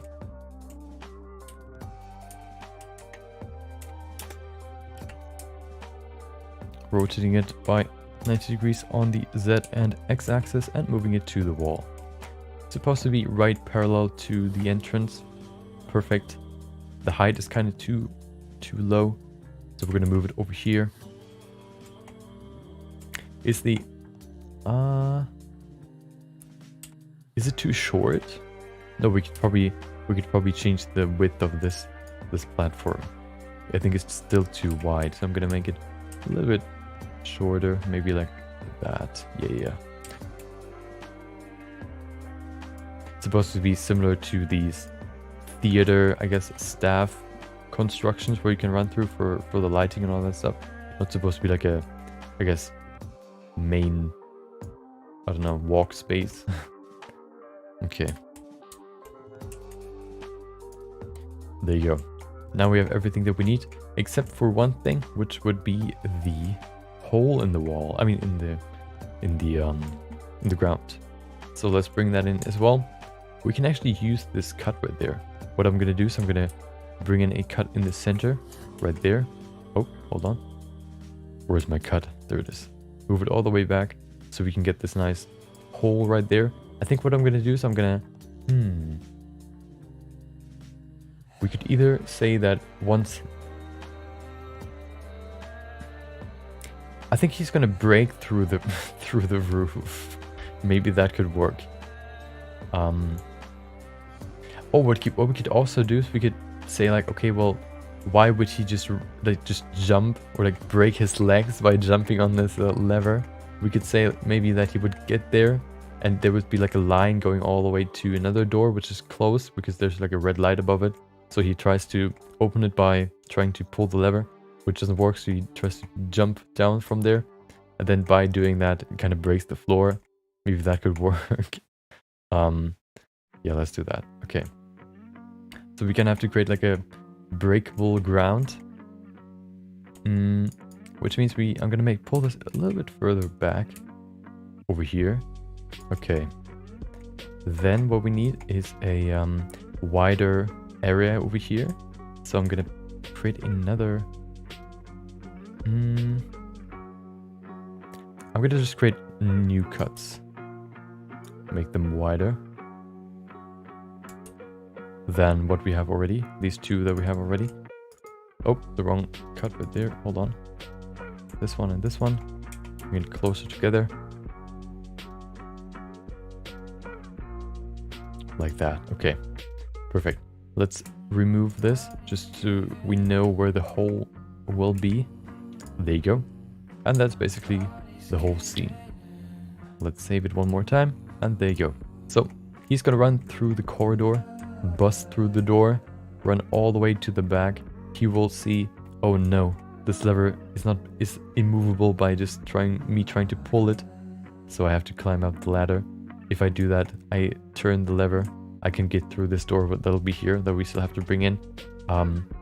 And then he climbs up there, jumps down into or on the lever with like both feet together, and he breaks through the floor, and then he's in this wonderland of magic. So where could be placed? I think I'm gonna place the door on this side. This way I can create a shot from up here which will include him and also like a door that we can see over there. Then maybe from over here, like a shot including not only the lever but also him and the door. I think that could work quite well. So we need one more cut right there, maybe over here. I don't really know with the width that we need, but I think that could work. Okay, remove this. There you go.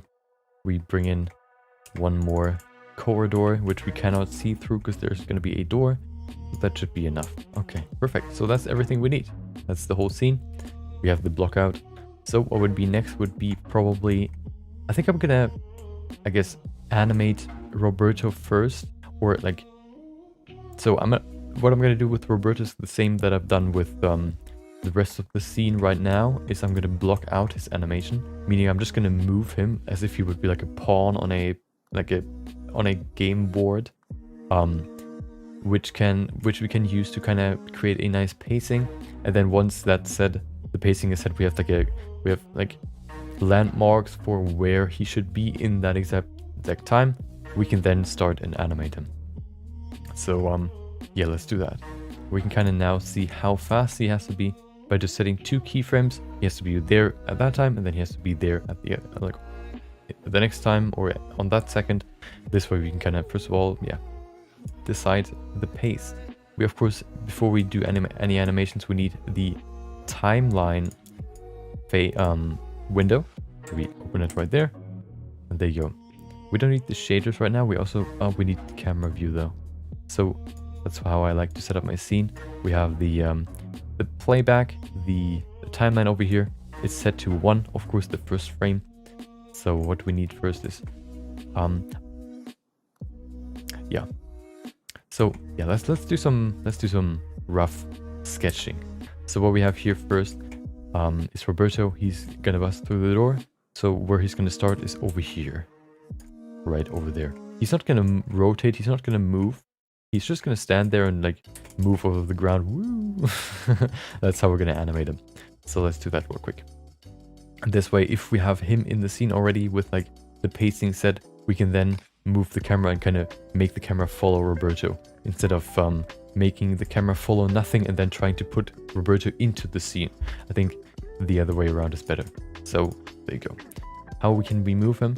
We can go to the location settings. Of course, if you animate anything, you have, I can probably simulate or like show you how you animate stuff in Blender or in general. You have a cube, for example. This object is supposed to animate. So what you can do is we can grab the location variables, for example, and you can say insert keyframes. This way, at 1, as you can see right there, down there, you can see the keyframes has been set to at frame 1, the values will be negative 38 point whatever, 5 and 9. Then if we go to 40 and we move him over here, for example, or we move him like all the way up there, and we set new keyframes, we can see now that there's going to be a transition from this keyframe to this keyframe, which will include going from value this to value this. And then it'll look like this. Woo! And he's going to be over there. That's how basic keyframing works. You can then do stuff like interpolation, meaning how will the values change. They could, for example, start very slow, and then they will ramp up, and then they're going to ramp down again. We can do that real quick. So you have these depictions of it, meaning constant is what we have right now. He's just going to follow the interpolation constant, like linearly. Zip. No, that's actually linear. We have linear, constant, and Bezier. So linear, constant is basically just at this point at 40, he's going to switch the value. So right now he's just going to stand still, and then boop, he's going to switch to this value. The next one that we already had before would be linear. The value just going to increase the same amount every frame. So if you do that, he's going to have this very straight, very even movement. And then if you switch it to Bezier, this will be, he's going to start slow, and then he's going to ramp up in speed, and then he's going to slow down again. If you look at that, whoop, that's how it looks like. So we have these 3 options. Usually for an object, like not for organics objects, Bezier curves usually is what I use. And I think that's also like every object in the world usually has to ramp up. If you work with machines, that might be a little bit different. But especially if you work with humans and human movement, then using a Bezier curve will help you create more natural movement. Okay, so we have this, let's start. So we're at 0 here.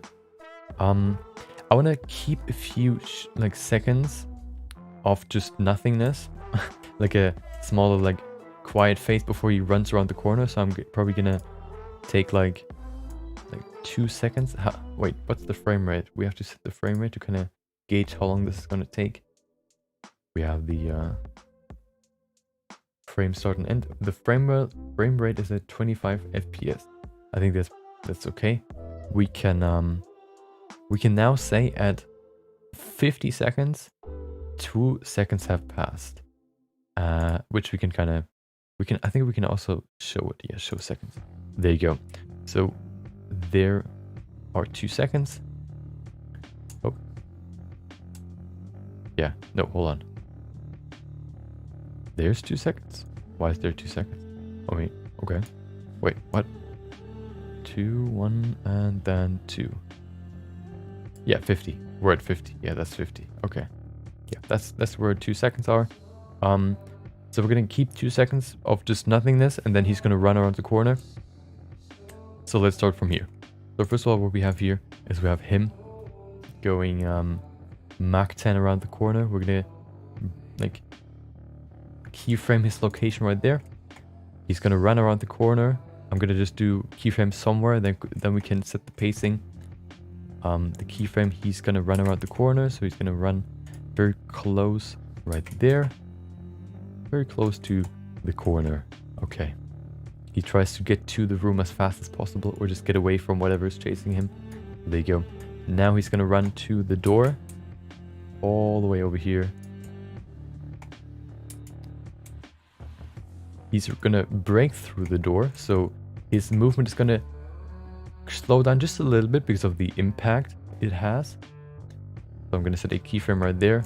He's gonna break through the door, which will kind of slow him down in the beginning. So we're gonna maybe set it to over here when he runs through, like this. Insert keyframe, and then he's gonna be running all the way back here. Oh, hold on, we have to move back in the time. Maybe over here. Move him all the way back over here. He's gonna look at the lever and the door. Insert keyframe. So let's see what we have now. Nothingness, and then... Whoop. Woo. Okay, hold on, there's one missing. He's just running all the way back there. Okay, we have to... Wait, where's the 50-second mark? Oh, well, that's the beginning. So we missed one. Hold on. Oh, okay, I know what happened. We have to bring in... I overwrote the one of the keyframes because I didn't move him, or I didn't move the timeline. There you go. So he's gonna run around the corner, then run to the door. Probably not this fast, but still, he's gonna break through the door. He's gonna run all the way to the end of the room. He's gonna look at what he has to work with. He's gonna see the door. So we're gonna make like a small pause here, maybe like that. Insert keyframe just for him to stand there. This bar basically tells you that the values are exactly the same between the two keyframes. Then he's gonna run to the ladder. He will go up the ladder.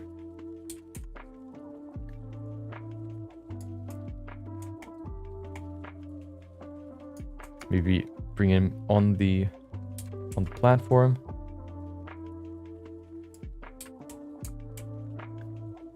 Like that. And then he's gonna run all the way over to the lever, or over the lever. There you go. That right? Looks pretty good to me. We will bring in one more keyframe. There you go. Wait, is that right? Yep, it is. Then he's gonna jump down onto the lever. Zip. Right on it. There you go. Wait, I wanted to take his... I don't want to change his Y value. He's just gonna jump down. There you go. If you hit the edge right there, there you go. You have the maximum force. Insert keyframe.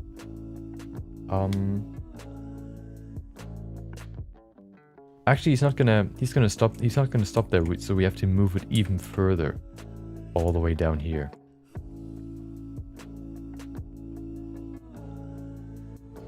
Then that's the new keyframe. Hold on, yeah. There you go. So he's gonna run up the ladder. He's gonna go on top of the platform. He's gonna look at it and then jump down to the lever and then break through the floor. And then he's gonna float in nothingness. We can maybe even pull him down a little bit more, maybe over here.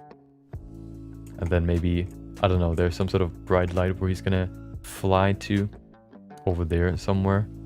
So I don't know, let's grab him, pull him maybe over here.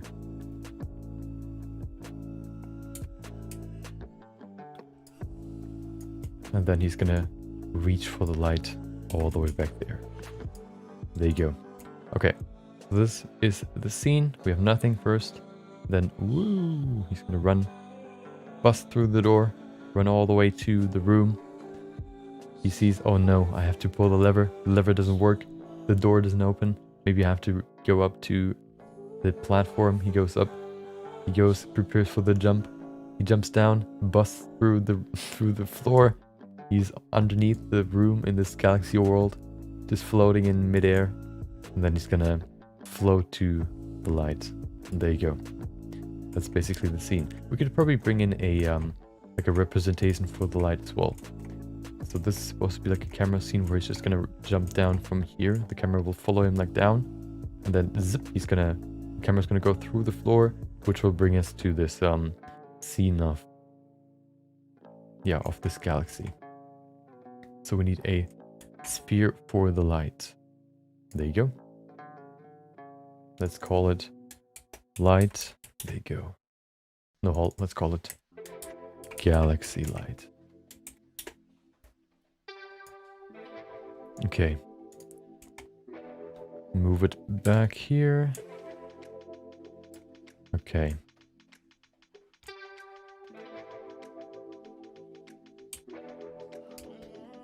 Oh.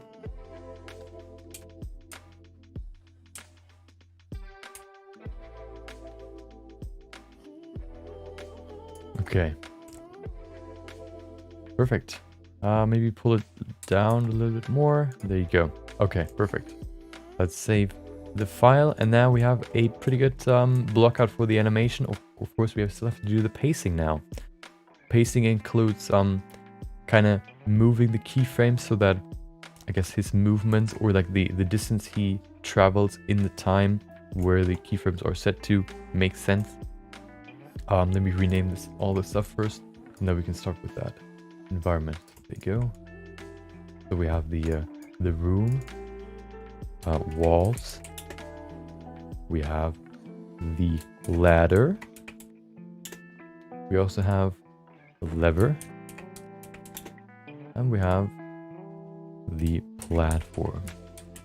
We also need to bring in the doors, which we can do later.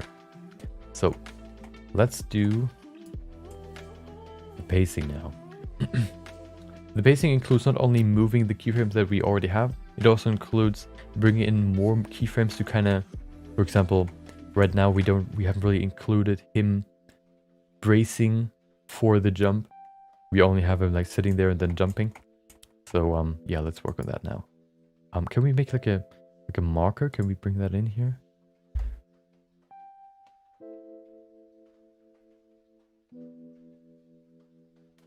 Oh, there it is. Add marker. There you go. Why is that? Yeah, let's move it there. Can we rename it? We can't. Okay. Rename marker. Let's call it start. No, let's call it Roberto. Oh, Roberto. Roberto enters. There you go. Okay. So, if you're wondering why there are so many keyframes, not only just one, that is because like the values go into more and more detail. They're kind of separated into multiple,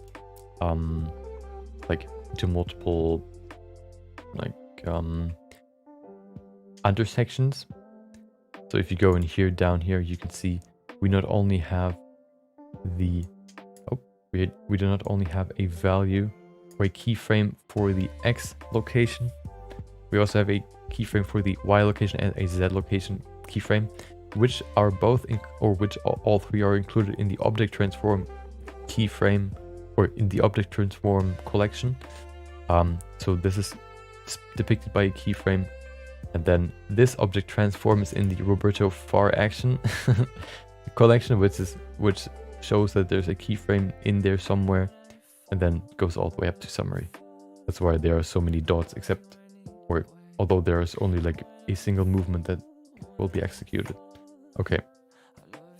So actually what I'm going to do is I'm going to move to standing. So I'm going to mute myself real quick, and then we can continue.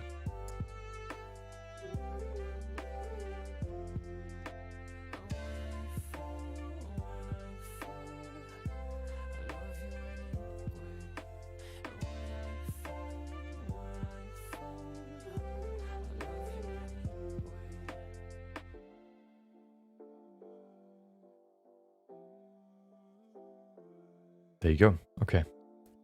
Camera's kind of too low. Hold on. Zip. Perfect. Okay. Oh, a little bit too low. Hold on. There you go. Yeah, that's pretty good. Okay. So let's continue. So how long have we been working on this now? 45 minutes. For 45 minutes, I think we're in a pretty good spot. Okay, so, I mean, detailing will probably take the longest, but yeah, the block out phase is the most important part. So, let's set the pacing. So if you just play this now, we'll see how fast he's gonna run through all of this. See how fast he is. So now we have to kind of adjust the keyframes. Otherwise, he's just gonna zoom through everything like Sonic. Zip. So yeah, we have to set the pacing now. We also have to increase the maximum length for this. It's set to 250 right now, so we have to increase this. Let's set it to 1000 just to be sure, so we have some room to play around with. And now let's set the pacing. Okay, where are his keyframes? There they are. So let's start with the beginning. I'm just going to select all the keyframes. If I move like this one, for example, this way I don't have to, they don't intersect, which just makes it easier for me to work with this. Okay, let's see. So if he runs around the corner, how much time would that take? Well, definitely not that long. Let's give him like 2 seconds. So from 50 to 100. Let's see if that's enough. Or if that's too slow. Yeah, that's definitely too slow. Okay, let's give him a second. So that would be 75.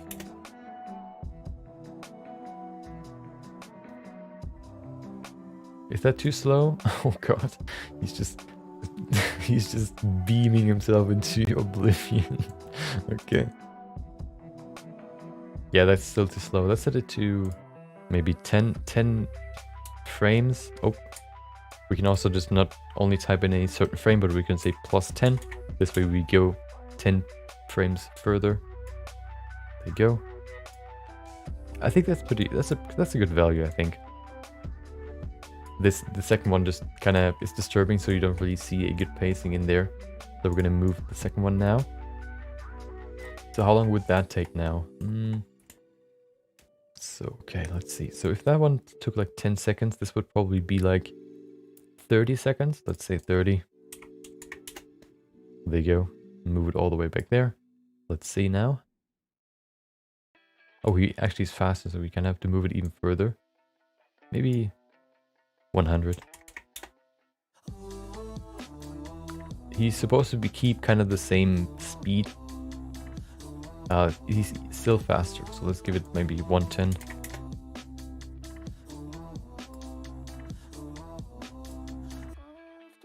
Yeah, that's pretty good. That's similar to the speed that he had before. Although this might be actually too fast. For this the amount he has to run, I think that might be too fast. Let's make it a little bit slower, especially also the front here. It has to stay like the same speed, so we kind of have to move all the keyframes further back. Let's give it maybe 15 for the first frame. Okay, and then we have to move these ones back as well. Maybe to, I don't know, 30 plus 30. No, let's set it plus 15 as well.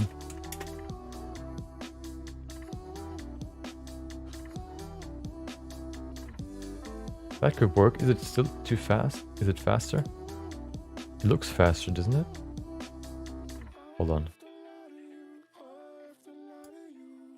Yeah, it's a little bit faster, so we have to pull this further back. What about 140?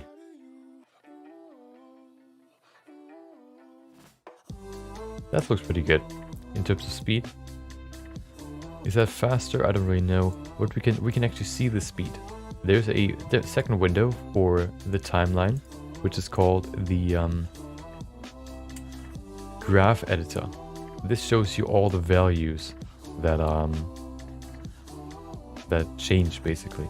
So if we pull up the graph editor right here, you can kind of see they have the same like the same keyframes in this time frame as well. And wait, which values do we see here? That the hold on.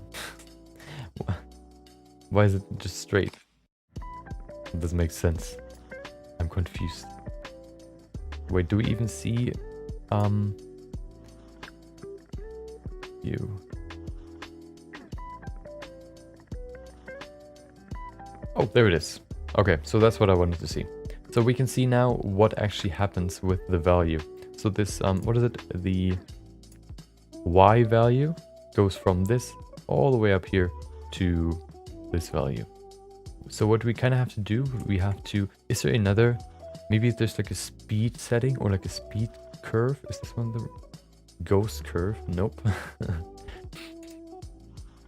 Dope sheet, we don't need the dope sheet. Let's keep it at graph. So if he moves, I mean, we could probably do it with just looking at it, seeing if it's the same speed. He seems to be just a little bit faster in the second, like around the corner. I think it's a little bit faster, so we can have to slow it down even more. Yeah, just a little bit. The graph editor will be more important later. Right now we're more working on these parts, like on the very, very rough animation. Let's pull it further back, maybe 150.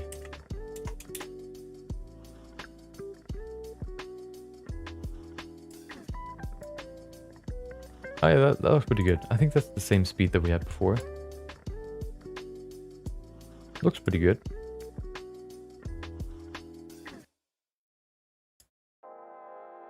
Yeah, I think that works. Okay. So we have the first part done. Let's go to the next one. He's gonna break through the door. He's gonna slow down a little bit, which means we have to create, like, move this transition from this value to this value a little bit further out, so that the time frame that he has to get from here to here is longer. So I'm gonna move this a little bit further out, maybe over there. Yeah, like that, just to kind of slow him down. And then he's gonna pick up his speed again and run to the end of this. So that looks pretty good. Let's go to the lever part. So how long is he gonna take for this? How long did it take? Did this take here? This took 65 to 150, 40, 45, 85? Is that 85? I don't know. Hold on. Plus 85. Yeah, 85. Okay. So 85 frames. This will take longer than that. I would say maybe, let's give it plus 100, just to make a round number and see if that's enough. If the speed is kind of similar, let's see. Just gonna run, break through the door, slow down. Oh, where I chose the wrong keyframe. There you go. Okay, let's try that again. Run. Break through the door, get slowed down. Okay, that's too fast. So let's bring it even further back. What about 170? Yeah, 170. Oh, not 2,700. 270. Right over there.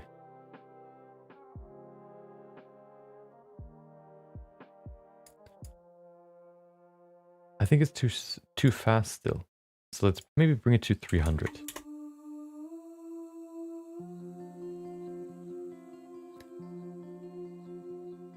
Of course, the full animation doesn't need to include like him running all the way from there to there.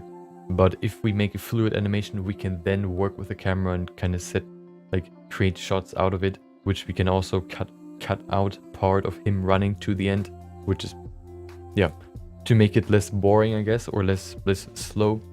But if we make a fluid animation, and then doing the camera part afterwards, I think that's a better way to do it than just to go ahead and basically try to keyframe the cuts that we would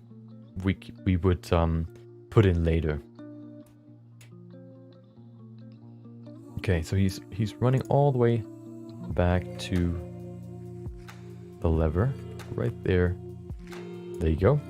Then he's gonna look around. He's gonna see the oh, what I want to do is I want to bring in another keyframe. Hold on, I want to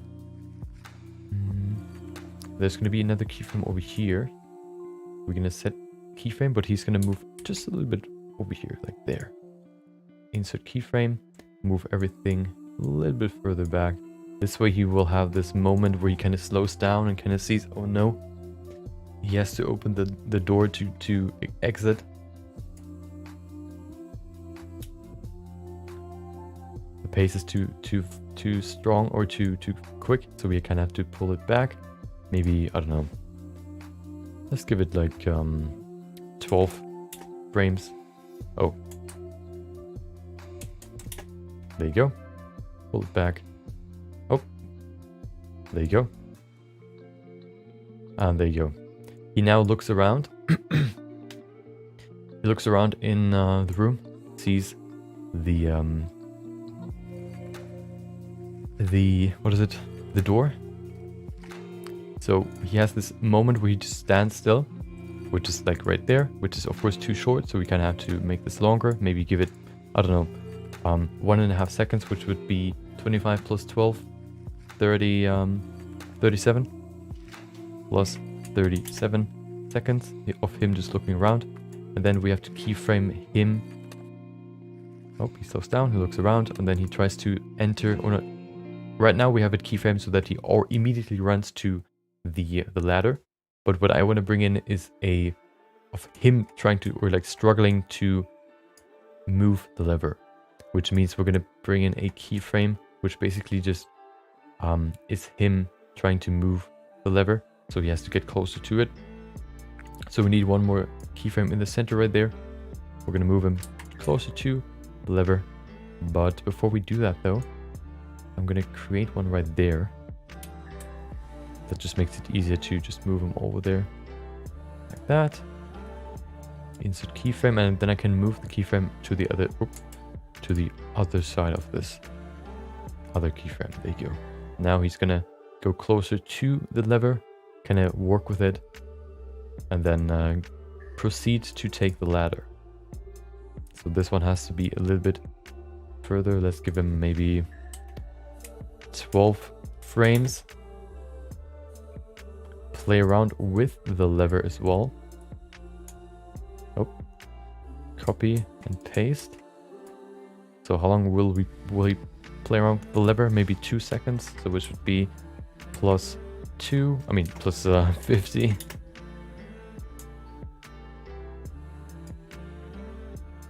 There you go. Let's see. He tries to pull it, doesn't work. Okay, let's get to the ladder. So how fast is he gonna run?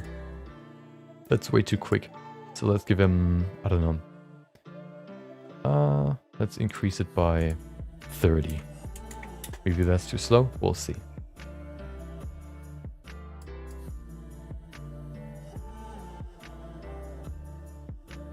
Is that too slow? Let's see. That's the speed for this one. What is it for this one? Okay, it's definitely too slow. But if this is this one too fast? No, I think that could work. Although this one's, I think, yeah, this one's too fast actually. Is it? It is a little bit too fast. So let's pull it back just a little bit more, maybe 20 frames. There you go. See the speed again. Okay. Yeah, that's better. Okay, perfect. So now we can match this speed to this one. Oh, we can't see him. This is actually too slow. So we have to make it faster. What about putting it to... Oh, wait. 489? No. 488? Okay. Let's set it to 480.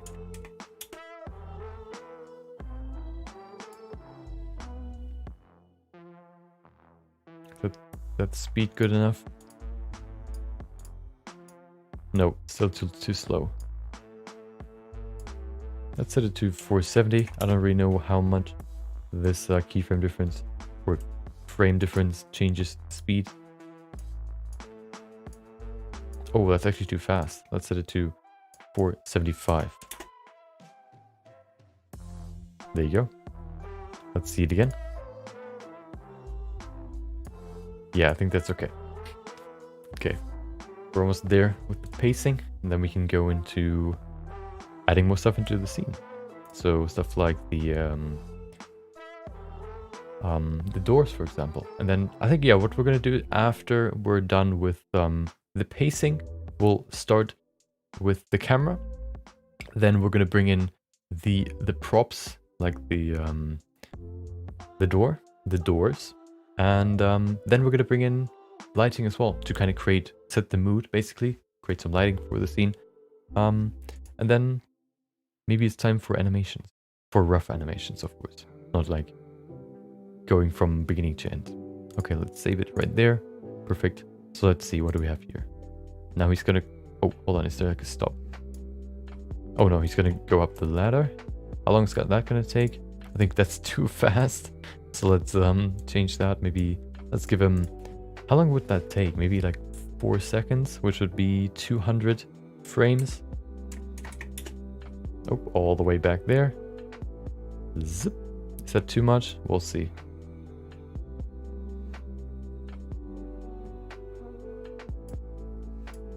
Oh yeah, that's definitely too much. Oh no, it's 200. It's not 400. 50 is 2 seconds. Oh, wrong button. Plus 200. Wait, what?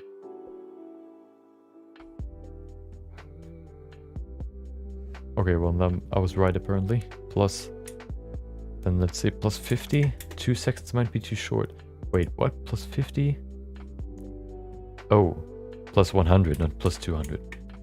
Oh, hold on. There you go. Okay, so we have the...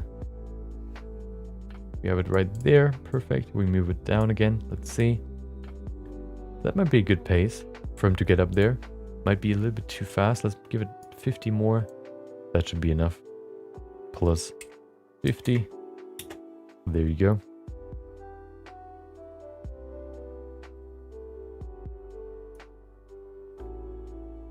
Yeah, I think that's okay. In terms of speed to get up a ladder, I think that's okay. Okay. So let's see how he's gonna... We have this keyframe for him just leaving the ladder as well, which is quite fast right now. So I'm gonna make it a little bit longer. Let's give it like, I don't know, 10 seconds maybe. That might even be too long. Oh, that's okay, I think. Yeah, I think that's okay. So then he's gonna run to the part where it's gonna be above the lever, which would probably take like, I don't know, like 2 seconds probably. So plus 50.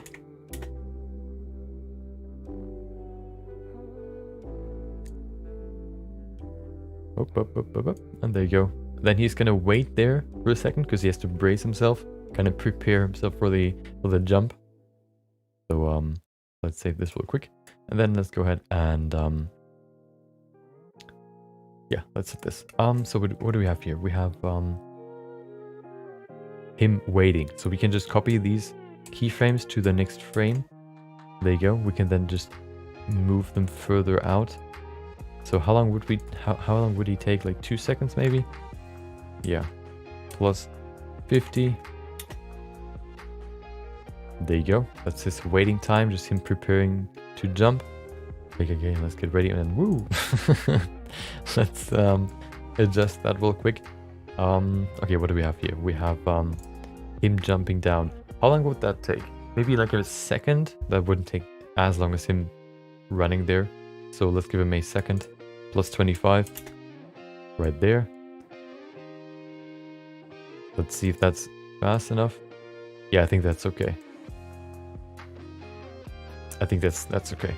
So then he's gonna break through the floor. And he will fly in space. So when he's gonna get there, of course he's gonna be surprised. He's gonna float around and kind of try to get a grip and kind of try to steer himself, make it get into balance in floating in air.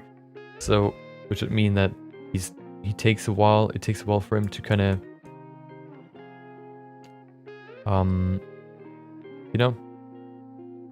takes a while for him to adjust to the new settings, the new environment. So you have this keyframe where he's just gonna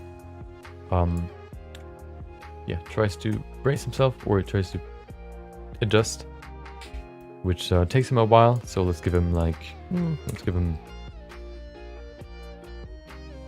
let's give him 2 seconds for now. There you go. Move it down there. There you go. Let's see. Oh, okay. Let's go. So, oh wow, where am I here? Oh, hold on. Oh, what is that? Whoop. So now here, he will float down a little bit. So he's gonna kind of pick up pace, as he's kind of swimming in the galaxy. So he's gonna start slow and then speed up, which will take him a little bit longer in the beginning. Let's give him a second first, plus 25. Move that over there, and then we have the way to the light.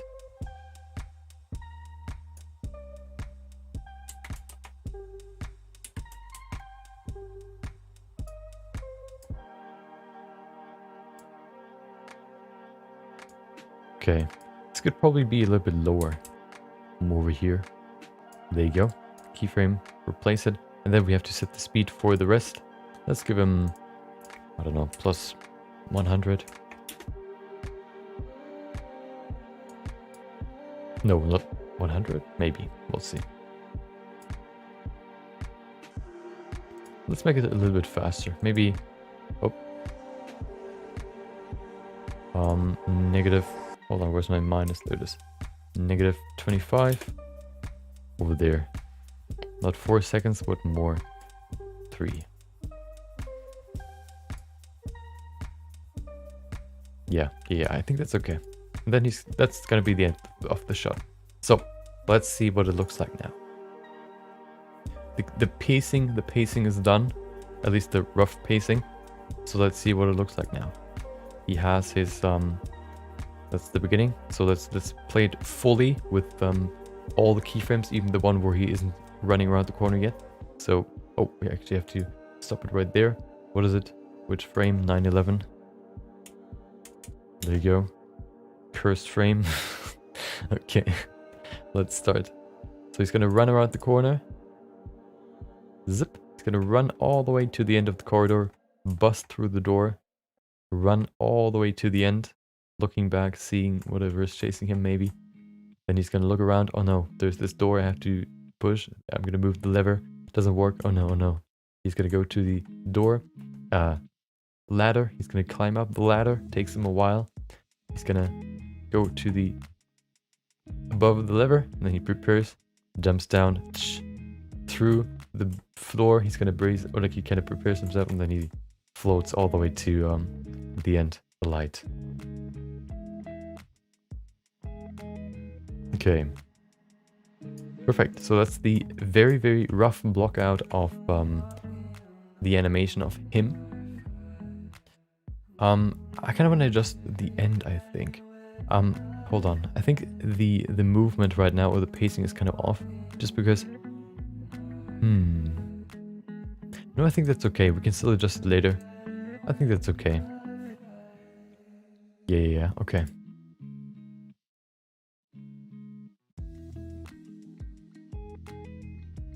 So, okay. The next part would be to add more props to kind of give this environment a little bit more, you know, just a little bit more life. The first part would be to add the doors. I'm going to block them out as well, just to kind of, you know, start off rough. So we need the cube. We're going to make 2 doors, which will then break open. Just make them flatter like this. We're going to actually move them up by 1 and then also move them to the side by 1 so that the rotation axis of this object is right on, you know, the connection from the door with like the joint of the door basically. So if he rams it open or like busts it open, it's just gonna whoop, break open like this. We need to scale it smaller though. We can do that in a second. I'm gonna move it there into the wall first. There you go.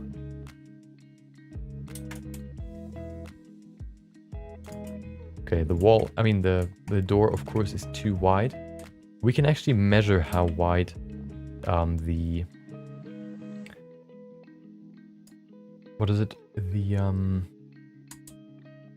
door is. We can see the door frame right there. We can grab our tool, which is called the measuring tool. We can then just paste it on there. Hold on, is it this one? Yeah, it's there. Is it? Hold on. Oh yeah, it is. Wait, no, it's not. That's the one. Okay. So it goes all the way from here. Oh, hello. Oh, hold on. What happened? That was not what I wanted. Let's go a little bit more precise here. All the way from here. Why do I always press the wrong button? Let's try again. Ah, there you go. I wanted to snap it to an axis. There you go.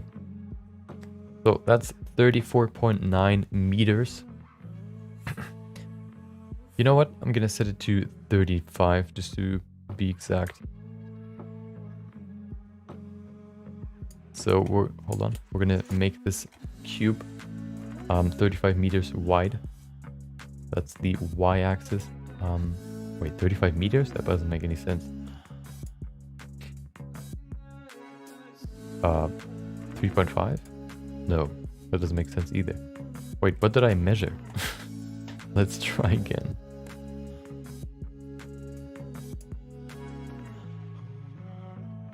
Oh, I know what I measured. You can see it right there. What is it doing? Where is it going? That's not right. What is that? Oh, dude, you're trolling me. Hold on, I have to remove this. Oh, that's not what I wanted.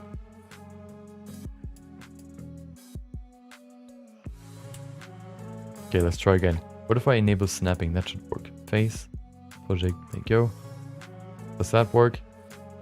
Ah, there you go. Okay, let's try again. So.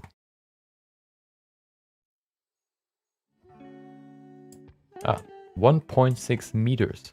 Let's set it to 1.6 exactly, so that we have 0.8 meters, 80 centimeters for one of the doors, then 80 centimeters for the other one. Or is it too we could make it a little bit wider. Maybe we could set it to 2 meters, 2 meters by 2 meters. Or is that too much though? Oh, we'll see. Okay. Oh. Please let me select this thing. Okay. Oh. Okay, so let's make this 2 meters wide. It's already 2 meters wide. Perfect. So the problem is, how do we set it right in the middle of this? The easiest way would probably be to grab this plane down here. Oh, not this plane. Hello, this one. Duplicate them. Separate them into a new object. Then we can select the plane down there. Select this door. Hold on. We have to select the door first, then the plane. Then we go into the array settings, align tool, I mean, and we use the Y align. Oh, of course, it's not in the middle. Hold on. Let's go into the door. Fix that real quick. Cursor just selected. Now it's in the middle. Nope, it's not. Object set origin to 3D cursor. There you go. Where's my plane? There you go. Nope, door first, plane second. And then align on the y-axis. There you go, now it's in the center. It's 2 meters wide, isn't it? Perfect, okay. Let's change the width.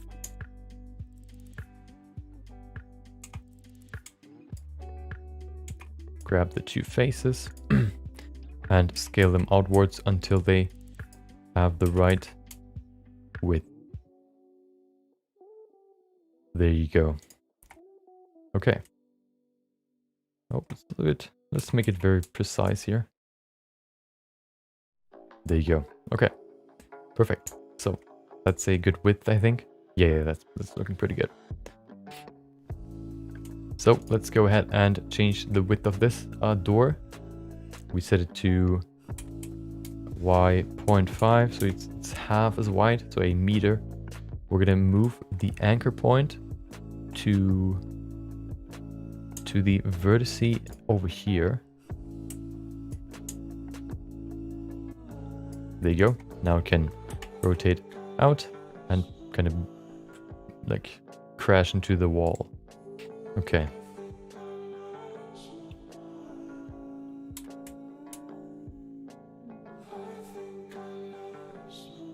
Trying to place it there in the door frame. Very, very precise, of course, as always. There you go. Perfect. We have to move it a little bit further back so that it can rotate around the corner over there. That's pretty good. This way it can just rotate like this. Perfect. We need a second door, so we can duplicate this, move it to the other side, adjust it there as well, fit it right into the frame. I think that's okay. Okay, let's go ahead and set the pivot point over here as well. Cursor to selected, object to set origin to 3D cursor. There you go.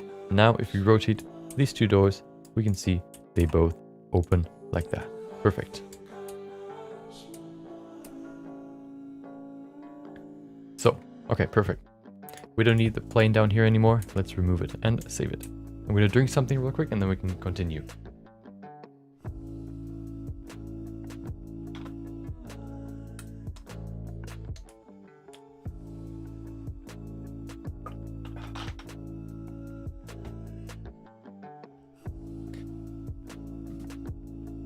Okay. Okay, why did my... Oh, hello? Nope. Thank you. Please. My PC cleaner program just closed, opened itself, now it's frozen.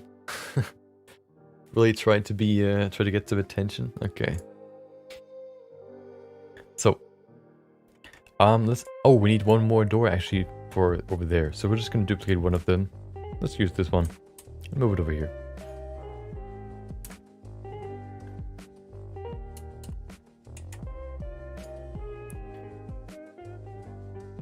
Perfect. We're going to move it into the frame. We're actually going to adjust the frame itself, not the door.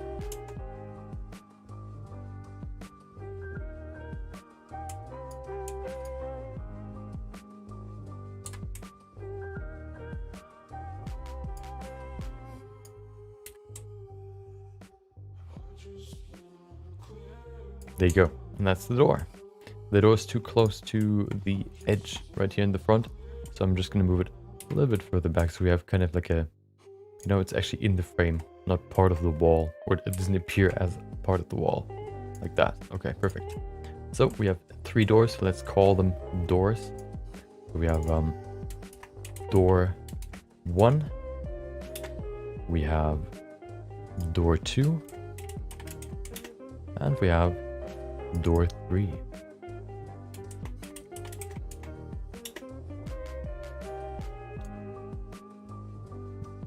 Okay, perfect.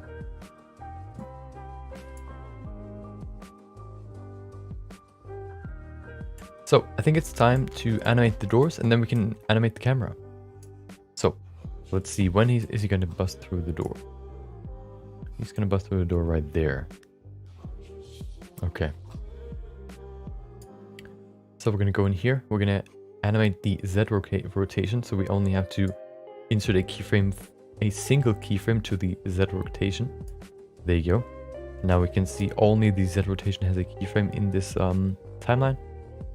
We're going to move it further back, maybe to where he has this tumble animation done right there. I'm going to rotate it all the way over here. There you go. Oh, insert single keyframe. Okay, that's too slow. Maybe a little bit faster. Maybe like this. That's too slow.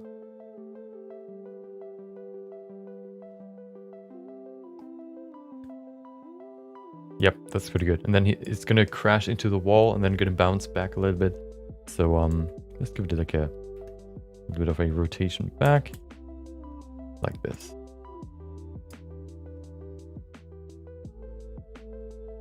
Yeah, that's pretty good. Okay, let's do the other side. There you go. Insert single keyframe. Do the same speed, maybe even faster. So let's put it over here maybe. If we make it like, if we make the animation of the door kind of a little bit offset the two doors, it looks just a little bit more organic, because otherwise it's gonna, if it's symmetrically, if the doors have the exact same movement, it's gonna look fake, basically. Just because usually he wouldn't crash like perfectly in center, in the center of both, to distribute his force evenly to both doors. So making the animation just a little bit offset helps with the organicity, the organic feeling of the animation. There you go.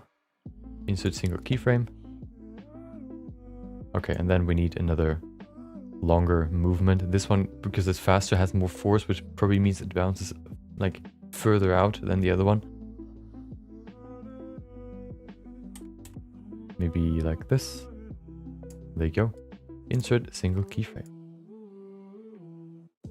Okay, this one. Okay, let's make it even. Bring it as far forward as this door, like that.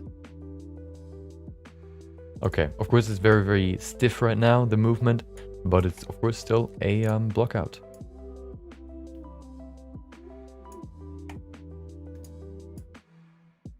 Let's see it from up top. Oh, hello. There you go. Looks like GTA 2.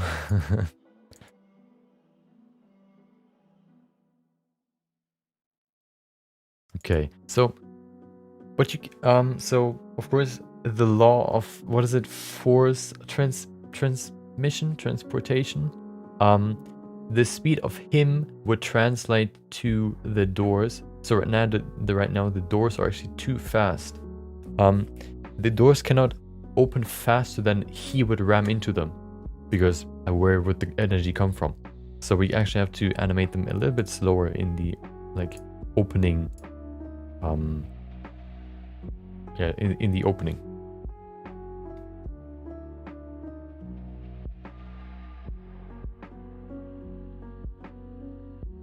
Maybe, oh, let's give it over here. Put it there. For the one, for the what? Yeah, that's way more natural.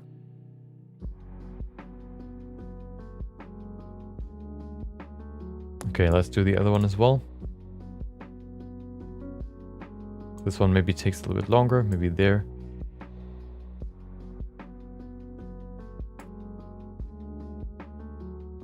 Yeah, that's way more natural. That's way more realistic.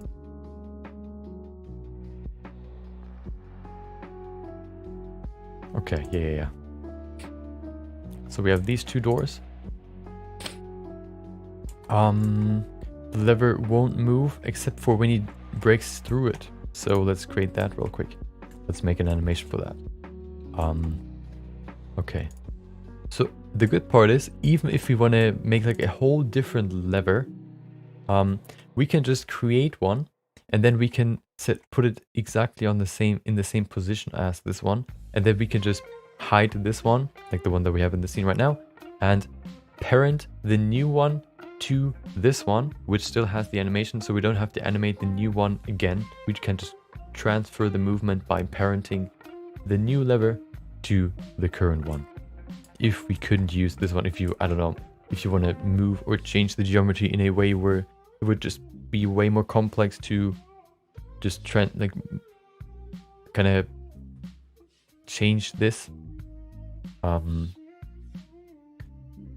yeah, then we could do that. Okay, let's move the other Roberto out of the scene. We don't need him right now. Okay, so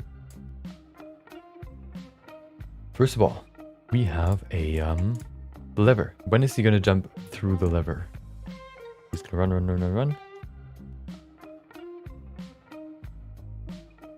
There you go. There it is. Okay. There is the impact point. Okay, so it's right in between the frames, which isn't bad, because we can just grab this frame. We can set a keyframe right there, which will be the rotation. Let's actually apply the rotation so the values are reset. We can do the same with this door and these two doors as well. No, hold on. Do we? No, we can't, because these two are animated already. Okay, so let's leave it there. Okay, so there you go. Let's insert single keyframe.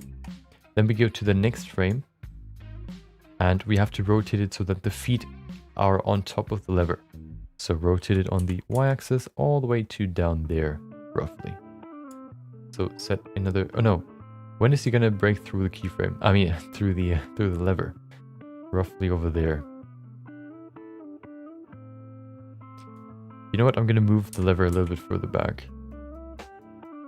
Over there. That's better. Now he's gonna have more force because he's gonna crash into the end of the lever, which has more, I guess, force transmission. Right, there's one. No, hold on, that's not the right one. When he's gonna crash down, probably there. No, there. Let's put it in there. We have to rotate it all the way back there. That's the Y rotation. Insert single keyframe. Wait. I made a mistake. I keyframed the wrong value. Delete keyframe. Insert. Nope. Hold on. Let's reset everything. There you go. Insert single keyframe.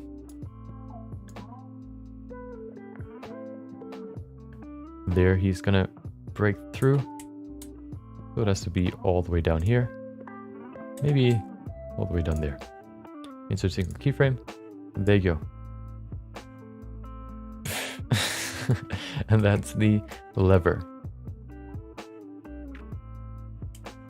Okay. So then we have him floating, which doesn't really need any animations. So that's pretty good. Let's look at it again. We have a little bit more detail in the scene now. So he's gonna run through the doors. Break through, bam. Run. He reaches the lever, looks around. Oh no, I have to move the lever. Doesn't work. Let's go to the top. He reaches the top, braces for the jump. He jumps down, breaks through the lever. He's floating in nothingness towards the light. Okay, perfect. So now that we have the main actors, everything that kind of moves or is part of the main animation, we can First of all, probably add some more stuff into the scene. It's still pretty blocky, but yeah, just to make the whole thing a little bit more interesting. So what I wanted to do for this beginning part was I wanted to create a like a few pipes that are part of this corridor. So let's create a curve which we can use for pipes. What I want to do is I want to make this modular. So I want to create modules that I can just import or like implement into the scene. So I'm going to make a new collection which will be called pipes, or no, modules. There you go. Then we make a new curve. Let's use the path curve. There you go. Let's move it over here. That's the module section. We need to change a few path settings. The path settings we have to change are in the geometry tab. We have to change the depth. No, not the depth. Does it? Oh yeah, the depth. There you go. Now we have an actual a pipe. Perfect. We're also gonna remove or change the floor a little bit, but we're not there yet. So this will be the first module that we need. Let's bring it into the scene. We're gonna duplicate it. Can we link duplicate it? Although that doesn't really work. No, let's just duplicate it. There you go.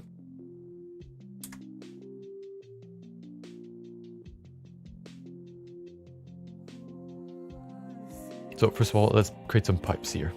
Maybe a few that go are on the ceiling. We don't need 2 vertices. There you go.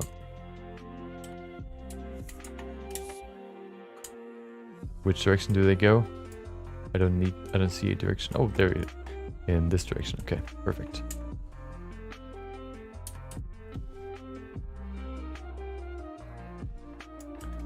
There you go.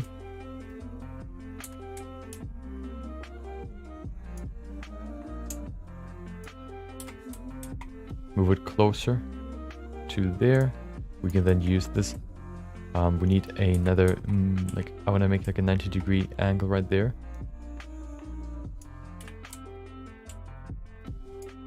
Bring it closer to the other keyframe.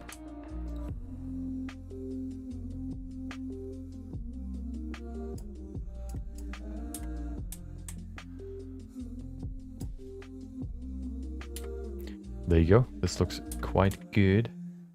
That's the first movement. Then the pipe will probably... Let's see. Make it just as long as the other one. There you go. Extrude it on the y-axis.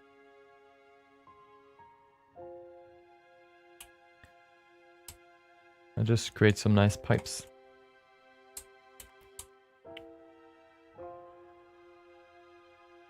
There you go. That's the first one.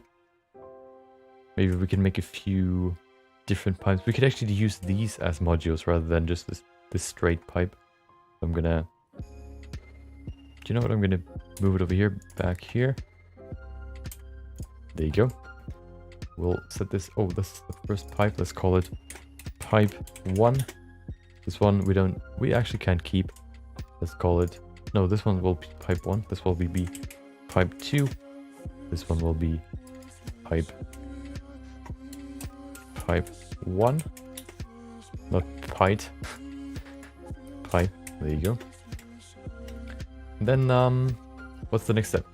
We need to create more. So let's do that real quick. We could maybe make one that is just, I guess, multiple pipes at once. So or a few like different pipes that go like in different directions. Let's do that. We're gonna just duplicate the second pipe and make another shape.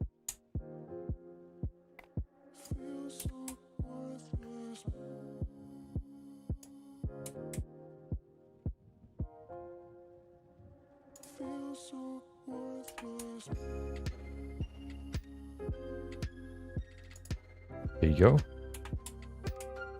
Oh, that looks weird. Oh wait, I guess we have to move it further out. Like that.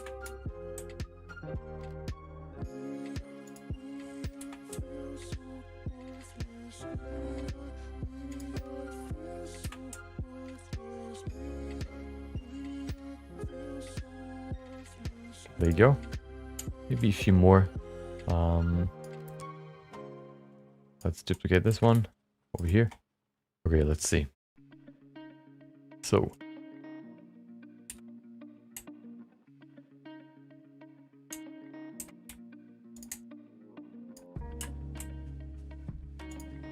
once we have all these modules, we can just copy and paste them all over the environment. So the more precise we are right now, the less work we have to do later.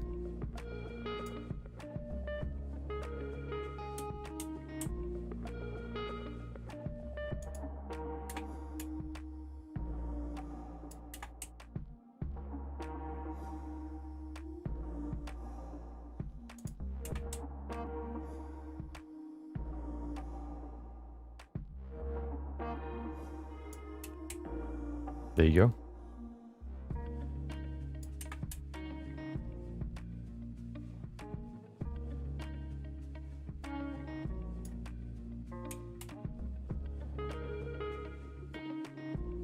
I think animations can be quite a daunting task to do, because if you really think about it, like there are like a lot of tasks that you have to do, or like animations themselves have like a lot of small things you have to do or to keep in mind that you can't really grasp if you just start off. But I think if you take a little bit of time and learn the overall process, then I think it can actually be quite fun to learn about this. Especially like once you know how keyframes work, you can do your first, your first own animations, and then just work on it more and more and more, kind of see, oh well, I don't want to have the keyframes like be very, very rigid. I want to have like this linear movement. How do I change that? And then just going more and more deeper and deeper and deeper. And usually, I mean, all that animations is basically is just to find the value that you want to change or animate, and then set keyframes for that value. There's nothing much to it, except maybe for if you don't, I don't know, like apply a effect to a an animation, I mean in After Effects, which I don't know, is set up in a different way.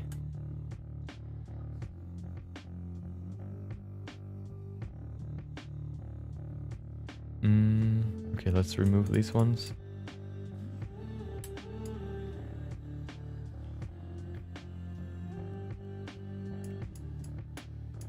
There you go, move them out over here. Hold on, I'm gonna select this one.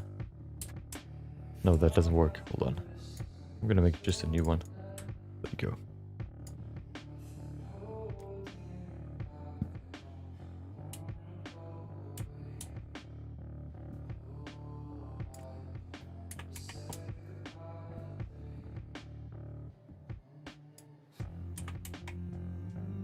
What I find so fun about animations is just like, it's fun to create 2D graphics, but then even like bringing these animations or these 2D graphics to life, or maybe even 3D graphics as we do here, just has like this, it just like, I described it like before, I described it as with 2D or 3D, you have the 2D and 3D axis, so X, Y, and then Z for 3D. But then for animations, you have another axis, which is the time axis, the 4D, fourth dimension, which gives you even more freedom to express your ideas, I guess, or your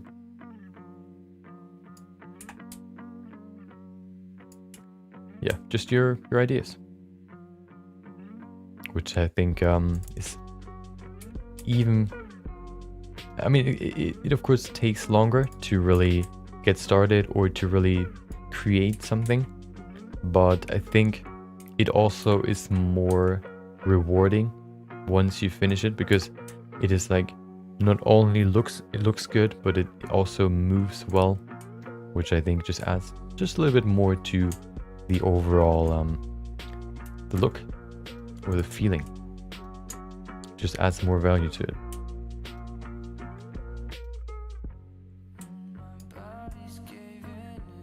You may be able to paint or to draw a bear, but animating that bear so that it looks realistic, in my opinion, is even better.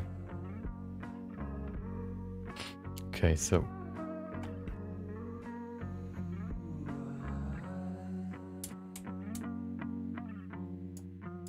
there you go. Just simpler pipes, maybe. There you go. Okay, a few more.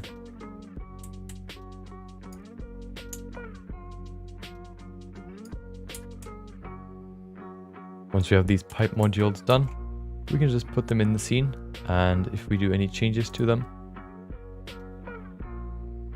yeah, we can... Hold on, does that work? I don't even know. Usually with modules, it works like once you have your selection of models and you create duplicates of that model, if you change the original model, the duplicates will change as well. So I don't know if that works with pipes as well. Let's see, or with curves. Let's see. So what we have to do is we have to hold Alt and then D to create a linked duplicate, which means if I now change this, oh, it changes the other one as well. Perfect. Okay. I think that's enough for now in terms of pipes. What I want to do is I want to bring this, rotate this by 90 degrees. Oh, hold on. There you go. I want to make this as wide as the other one.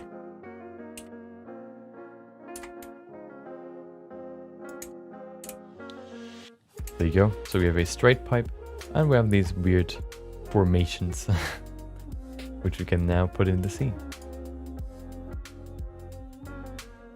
We have to keep in mind that we have to use Alt D instead of Shift D. Shift D only creates a duplication without the link, but the link is very, very handy. So that's why I want to remind myself to do that. There you go. Perfect. Okay. So we have pipe 1, pipe 2, pipe 3. Always keep your names, or always name everything in your scene, or most of it, at least the parts that are important. Otherwise you're just gonna get lost in a sea of assets, or rather a list of assets.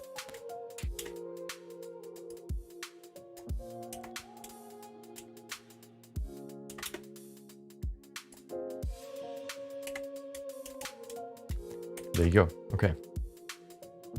Let's put them in the scene. Okay, so, you know what? I think the first one we could even go around the corner. So let's duplicate this one. Whoop. Wait, no, we don't use this one. We need this one. Okay, let's put it in the scene. Just pull it up here. All the way up to the ceiling, not into the ceiling, just roughly or very slightly above it. Bring it closer into the wall. And then around the corner. There you go.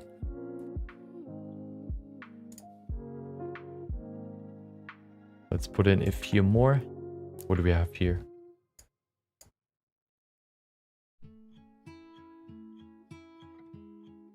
This one. We could rotate this one by 90 degrees on the y-axis and negative, so that it goes out of the wall and into the ceiling. We could maybe create a few of those over here. That looks pretty good. Maybe a few more. Do we have to Alt D, or I guess? Yeah. On the other side as well.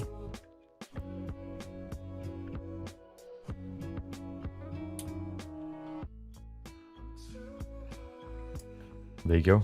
We could of course do a few more duplicates. That's what I'm gonna do.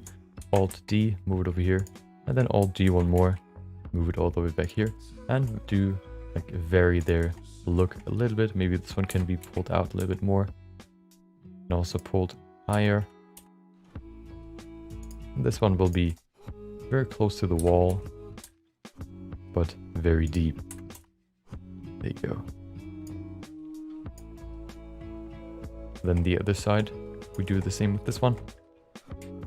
Maybe we could even put one on the other side here.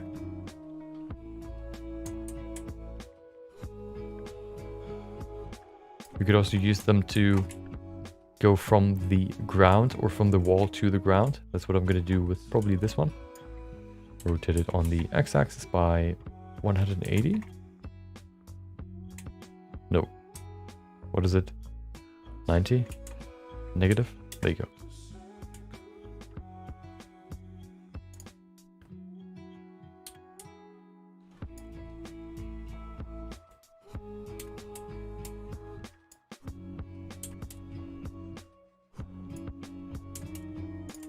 Just do a few variations.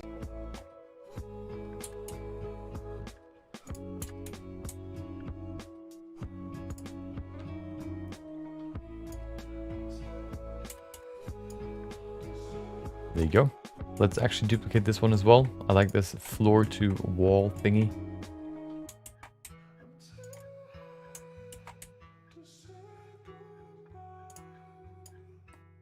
Okay.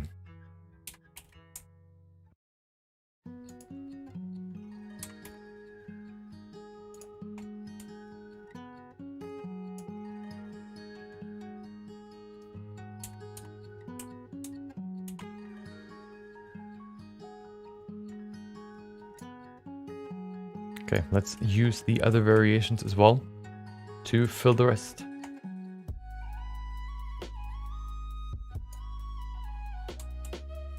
So this one is more like the sort of, I guess, advanced blockout phase. These pipes don't really look like pipes right now. I mean, they sort of do, but we're definitely going to add more detail to them later. Right now, we're just caring about the overall, I guess, look. Not really the end result. I want to convey the message or convey the look that this is like a pipe-filled hallway. So I need to put in a few pipes.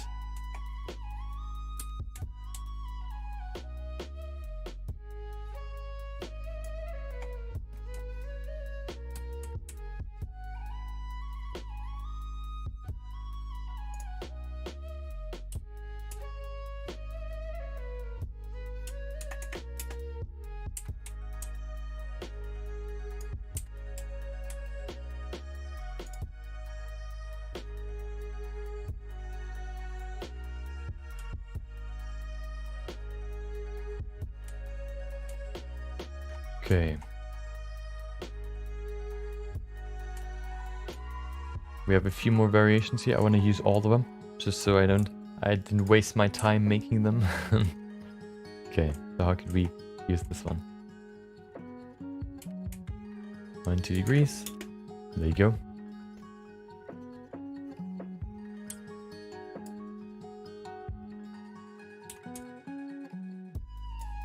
That's looking quite fine, if I say so myself.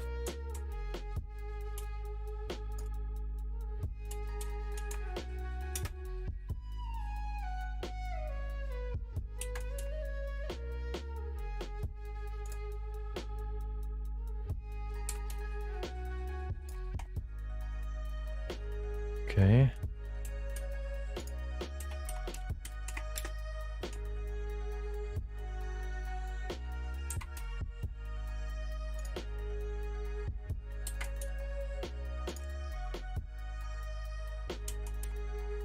There you go. Maybe one more. Yeah, let's do one more on the ceiling to fill the ceiling a little bit more as well.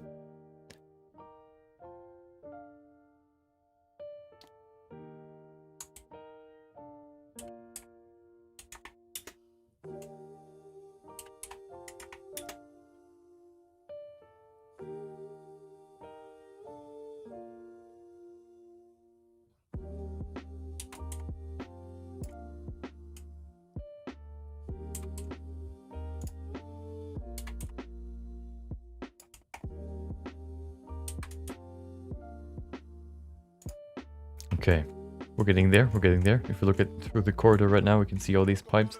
Perfect. We need a few more though. That's why we have all these variations.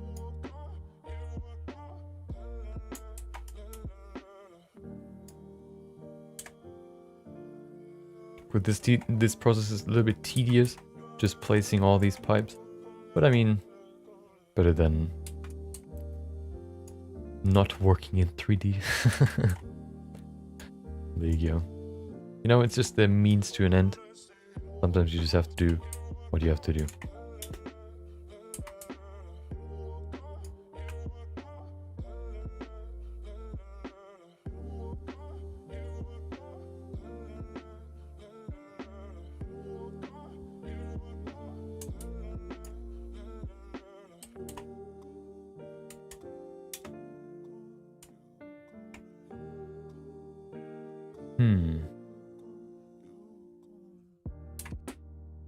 We could maybe even connect two pipes into each other. Although that could get quite complicated. I don't want to do that. I don't want to do that. Nope. There you go. Rotate it 90 degrees. I'm probably also gonna not fully finish the pipes. I'm gonna come back to it later and just add more detail. Right now I'm trying to, you know, just add the general, I guess, guide. Let's add these ones, and then we have we've used all of them. Let's see.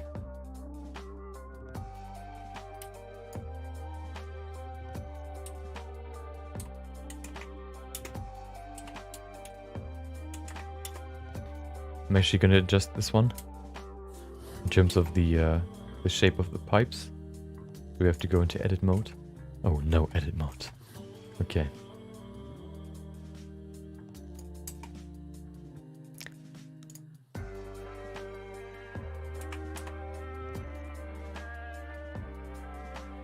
Wrong direction.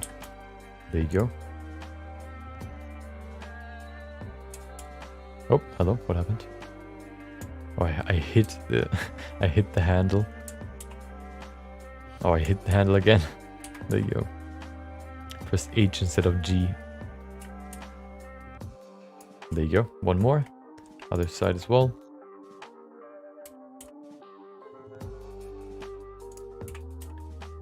Okay, perfect.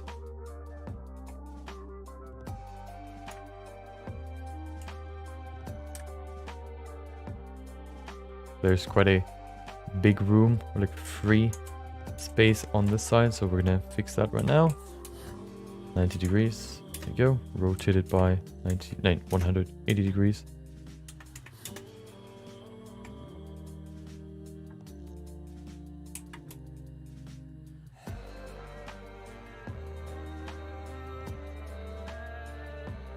There you go. I think that's a good I guess point to stop this. We can see this nice pipe setup here. He needs to get to the door right there, break through it, and then he's in this big room. This first part should be like kind of claustrophobic, and then he reaches the big room with like so many, this open space. Yeah, that's gonna be the overall, I guess, idea. Let's grab the camera now, and now we can place the camera.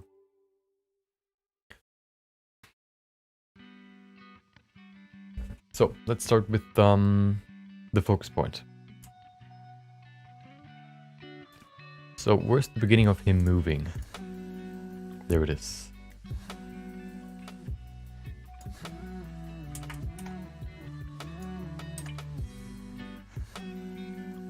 Let's move it over here, just like there.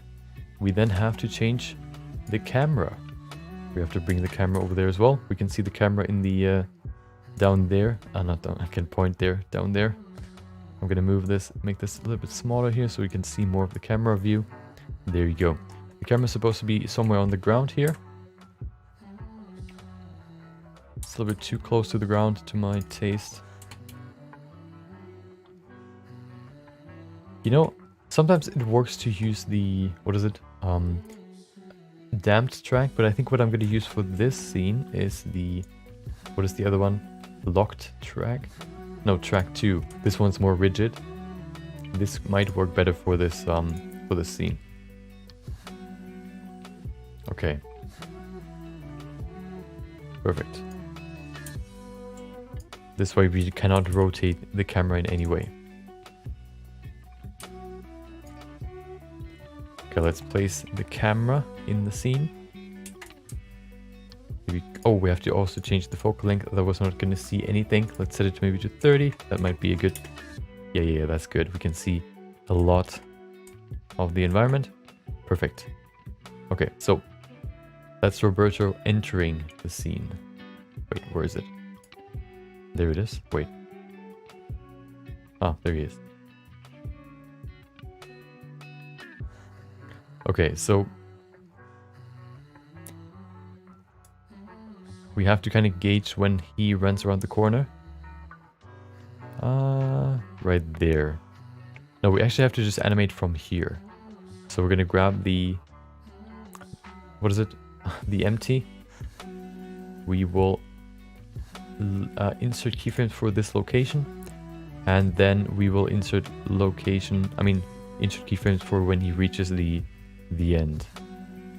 Right there. Maybe right there.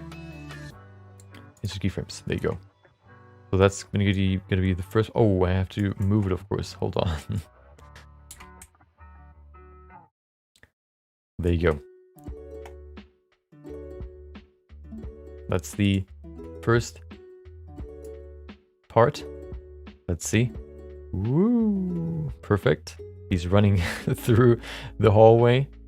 He's breaking through the door. We need to move the camera now before he breaks through the door. So I'm gonna keyframe the camera now. Right before he breaks through the what is it? The door. I think it's too late already. No, it's not. Okay, perfect. So we have to set a keyframe right there so that the camera has this location as its first point of as a keyframe. Then we can go to the next frame and move the camera to another spot, which will be right next to the door. We have to move the... What is it? The empty as well, but I'm going to place the camera first. Set it roughly on head height. Is that head height? Looks like it. Yeah. No, it's actually too high. Right there. Insert keyframe. We also do the same for the empty.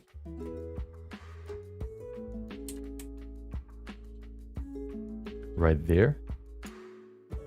Insert keyframe. And then he breaks through the door. Oh, that's actually too... That's too close to the wall. Hold on.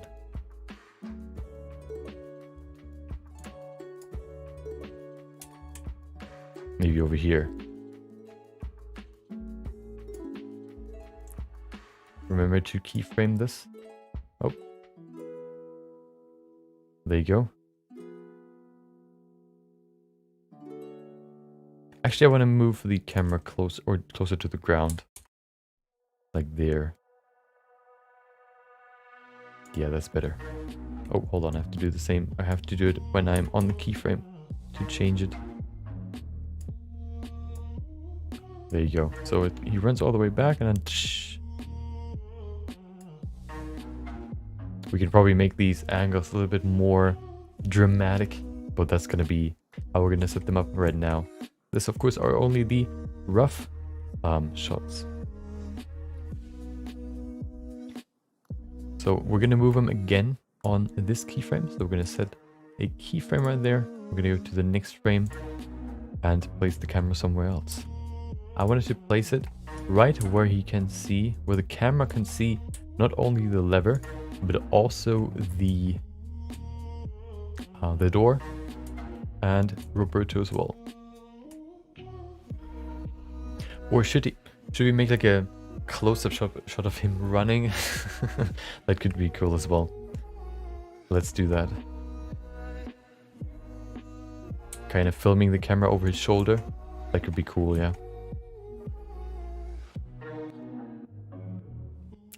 Or, yeah, we're going to do that when he's kind of in the middle of the hallway. So the first shot will be from over here somewhere, from up top. Or, no, I'm going to place it down here.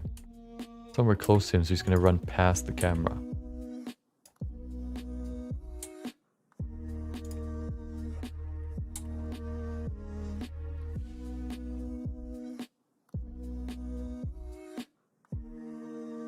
Or,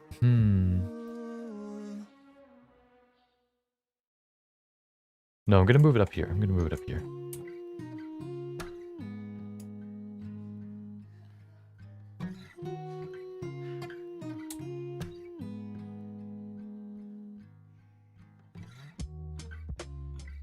Right there.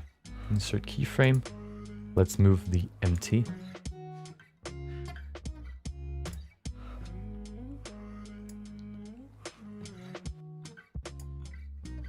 To a different spot as well. Maybe over here. For a rough estimation. So now we can see him running. Maybe the empty could be a little bit further back. Maybe over here. Replace keyframes. There you go, he's running. Then we have a shot right there of like a shot following him as he's running, kind of filming over his shoulder to kind of see what is behind him.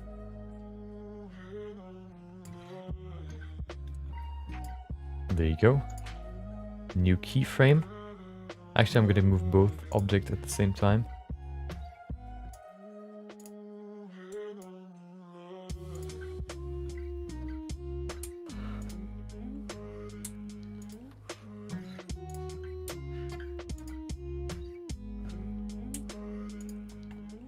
There you go, very close to him.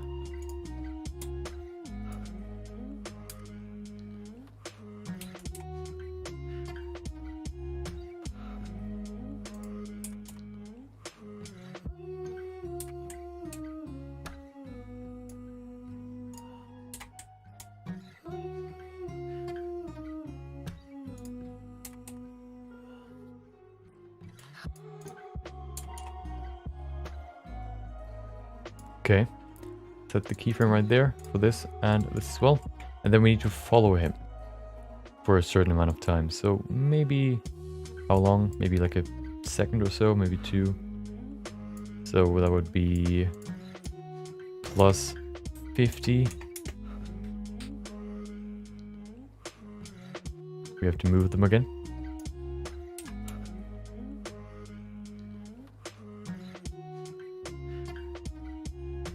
Maybe he just slightly outpaces the camera, so it looks like he's very, very fast. There you go. So let's see what it looks like.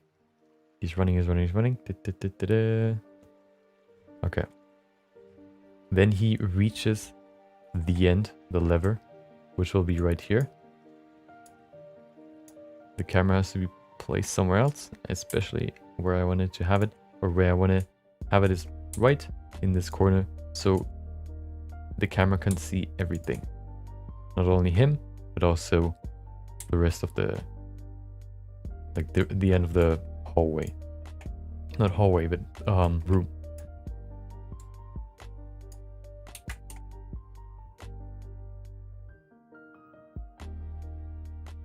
Like that.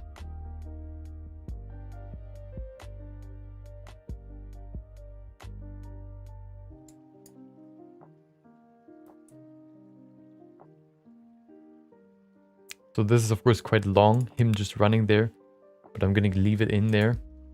Although, we could maybe make a shot from behind him, where he's then gonna look to the side and see the door. Yeah, that could work. Okay.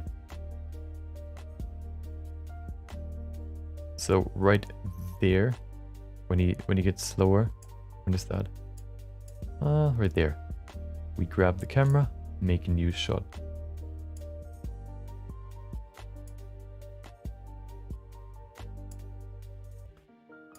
Make a new shot on the next frame, where it's gonna film Roberto looking at the lever and then the door.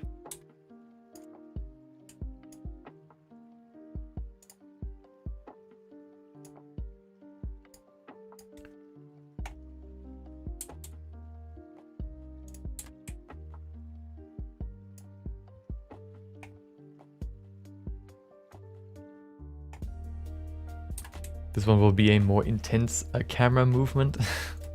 Basically, he has to do quick reactions here, so we kind of have to see what he's looking at while he's kind of turning around. Okay.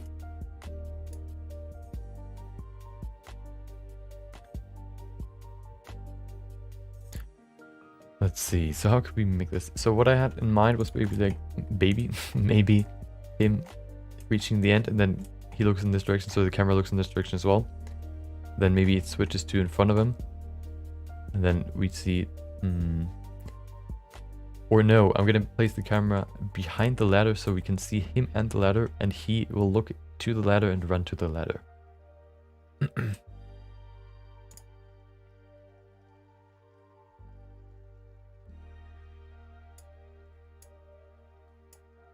Okay.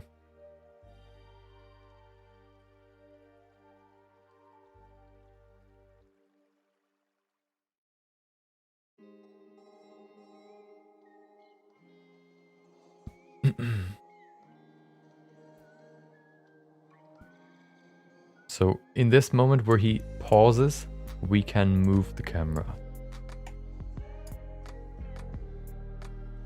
Which means it has to... No, the camera stands still. No, does it? No, it can move again. Right before he stops. Right there. Insert keyframe. Make another one. Right behind him. A little bit higher maybe. Like that. Yeah.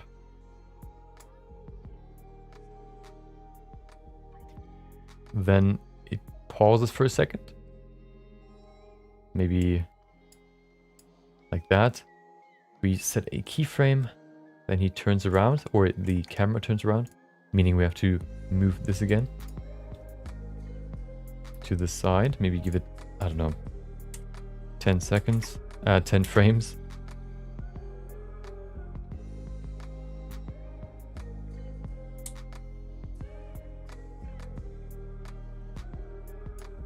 Right there, insert keyframe. The camera has to move as well to kind of keep him in frame. So we have the frame right there. When is the thing moving? Right there.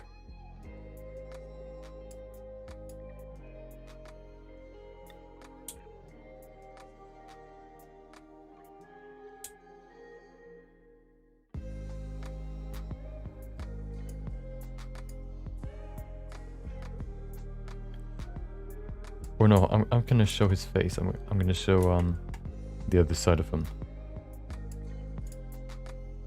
The dark side. Okay.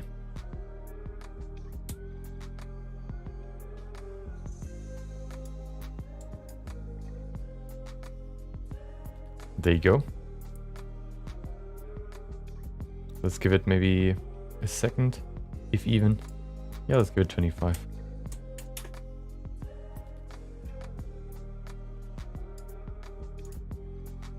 That too much? No, I think that's okay. We then have him trying to move the lever, which doesn't work. Which means now, after this, we'll move the camera behind the ladder.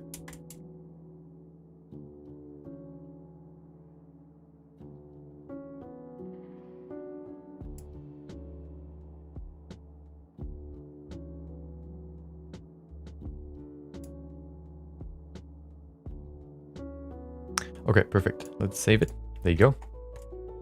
Perfect. Okay, so we have this movement right there. He gets to the lever. He looks to the door, sees, okay, the door is connected to the lever. He tries to pull the lever or push the lever, move it. Doesn't work. So he sees the ladder, goes to it, climbs up. Oh, sorry. Which could probably be like another shot looking down on him. Which will probably be over here somewhere. Maybe over here.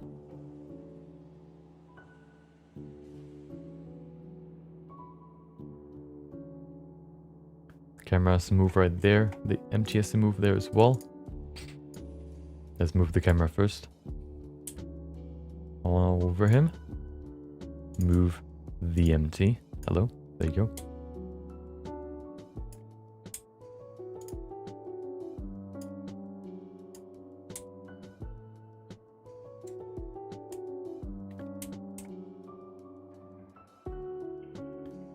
Yep.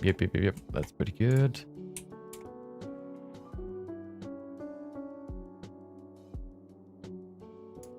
Insert keyframe. Then we can see him climbing up. Oh, hello. Oh, I forgot to move the camera or keyframe the camera. Hold on.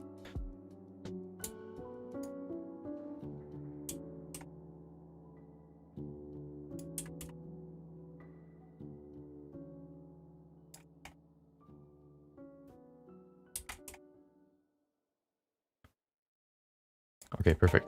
Nice. Intense angle. There you go. He climbs up the ladder. Maybe, oh, I could probably... the camera should not kind of intersect or kind of be in his way. I'm going to move it over here somewhere.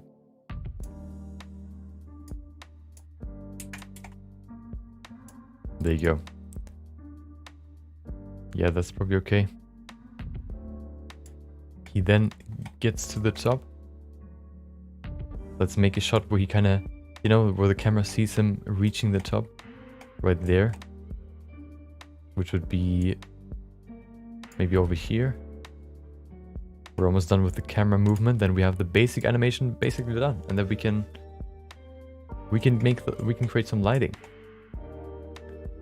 Insert keyframe. Make another shot over here.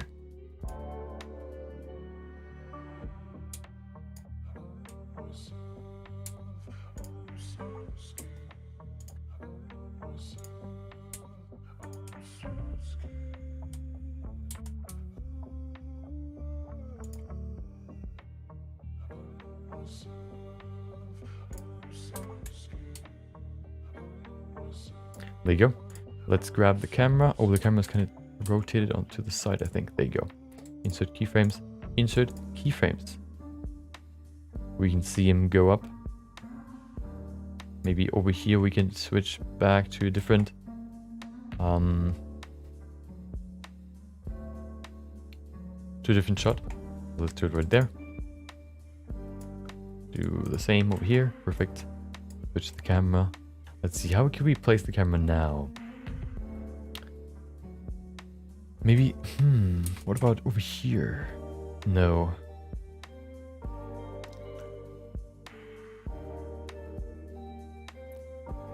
Maybe like a shot from here. Kind of showing him running to the end. I think that could be pretty cool. But I'm on the same keyframe still, so I have to go one further. There you go. Move it over here. Insert keyframe. Wait. Oh. Okay. Do the same with this one. The empty.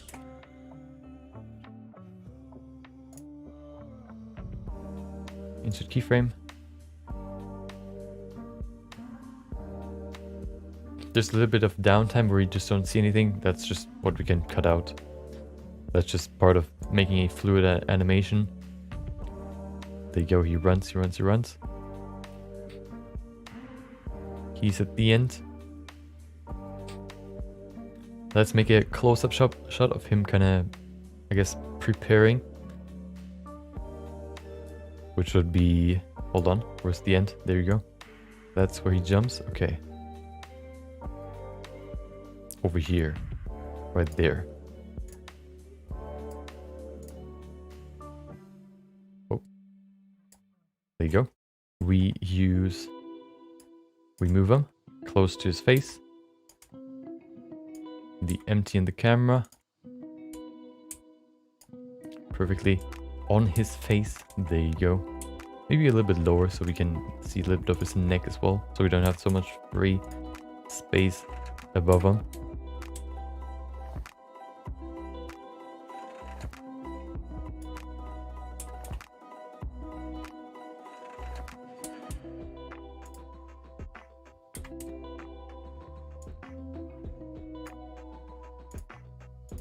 Please, let me select empty. Okay.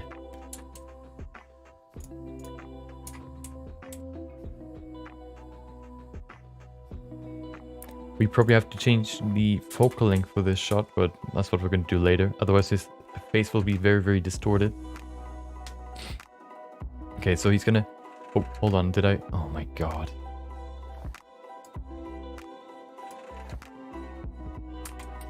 Okay, let's do it again. Forgot to move my... Like, move one keyframe ahead. Animator problems. There you go. Move the empty in the right spot.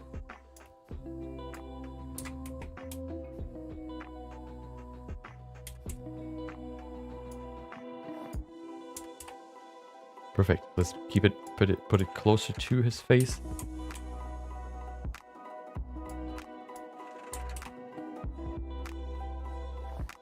Okay. Let's put a keyframe right there. That's almost the last shot. Okay, perfect.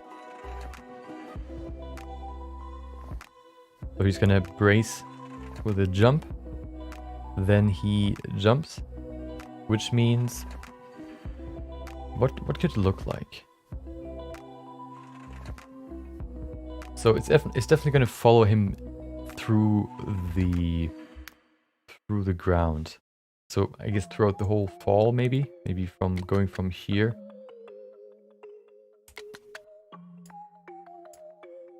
Let's start there.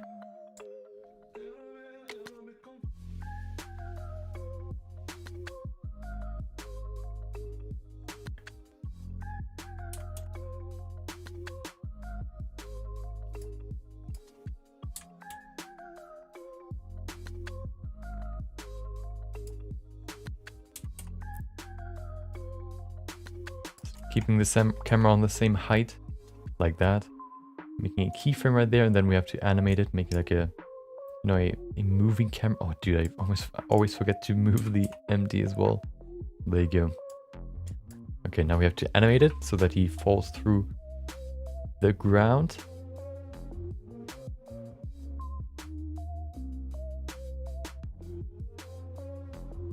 Right there. Move both further down. Maybe even like this, so we can see the light. Although, no, I'm gonna move it like this. Yeah, so we can see the light in the background.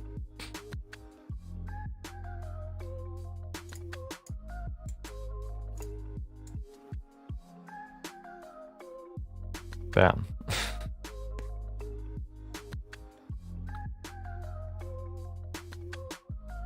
And then once he floats towards,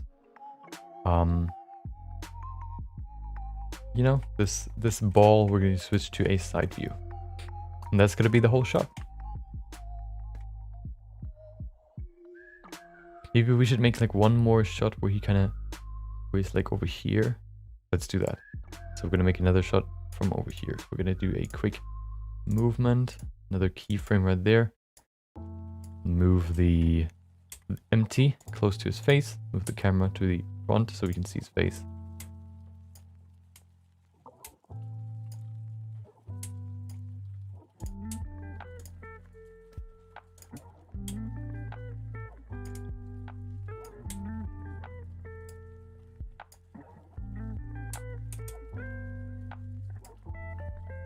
Oh, dude, I always forget to move a keyframe.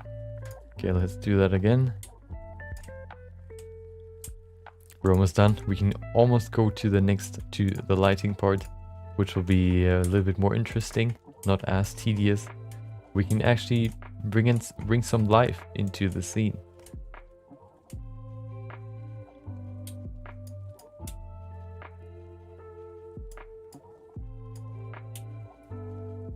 There you go.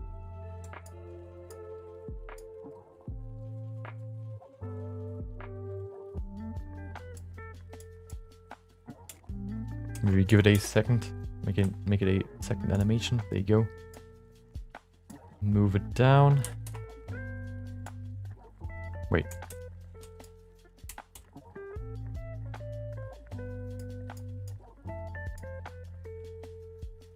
Oh, there you go.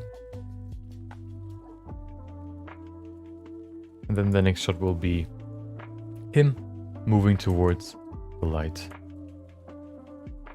It'll actually be two shots. So one of them will be... yeah, one from the side here. Wait, no, hold on.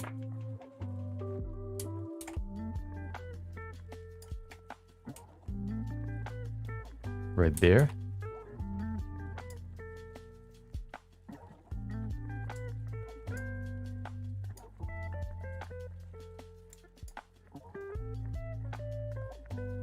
Maybe, like, let's give it 2 seconds. Not 2 frames. Hold on. 2 seconds. Which means plus 50 frames. And the last one will be behind him, of him swimming towards the light.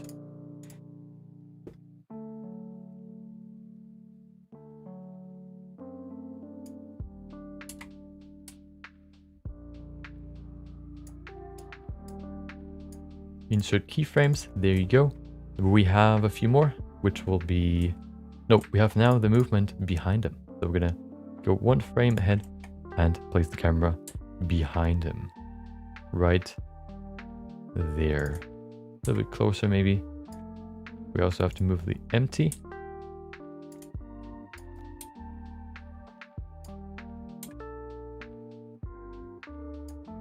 There you go. Perfect. And that's it.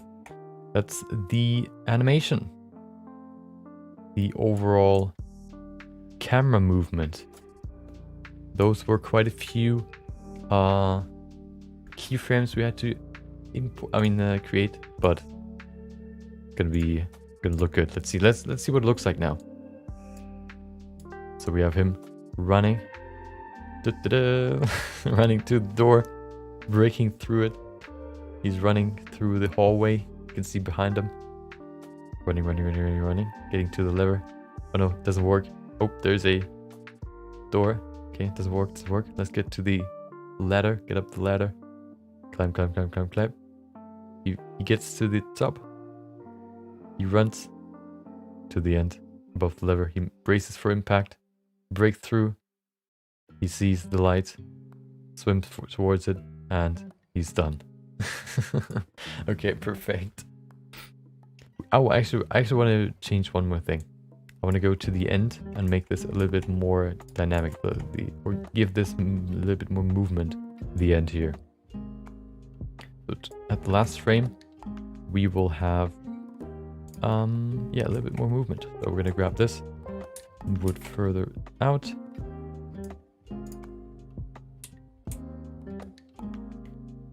Like that, so we can see a little bit more of the background, or the glowing thingy. There you go. Yeah, perfect. Okay, perfect. So that's the pacing. The pacing is done. Now let's get to something more interesting, or something more visual, which would be the lighting. In EEVEE, of course, the lighting is a little bit different, maybe a little bit less intuitive than maybe cycles, but it's also real time, which means we can see the final look in the viewport in real time, which can bring in a big advantage in that it's just better to see, or like it's just faster. Let's go to rendered view. We can see there's nothing lit up, so that's what we will bring in now.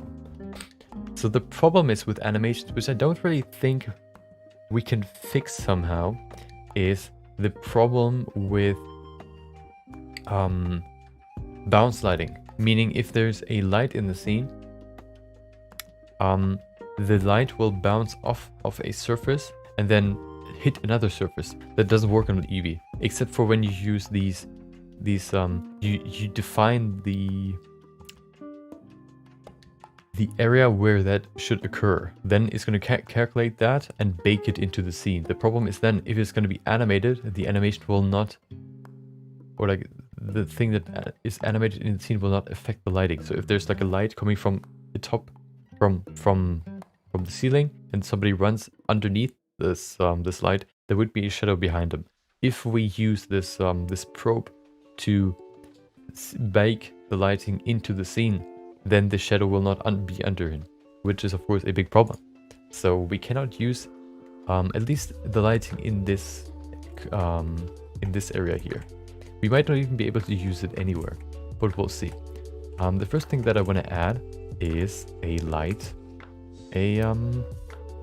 probably area light or spotlight. I think I'm going to use an area light. There we go. We have some light now. We can bring some light into the scene. We're going to make it smaller because this will be above the door right there. I wanted to make it more directional, so we have to do a few changes. First of all, I'm going to increase the strength, maybe to 50. There you go. Oh, we could also kind of allude to the quick sketch by making the beginning black and white, and then once he breaks through the ground, everything is colorful, and maybe even he gets a color. that could be a cool idea. But before we do that, I need to do a few changes to this light. So I want to bring in another object that hopefully can direct the light a little bit better.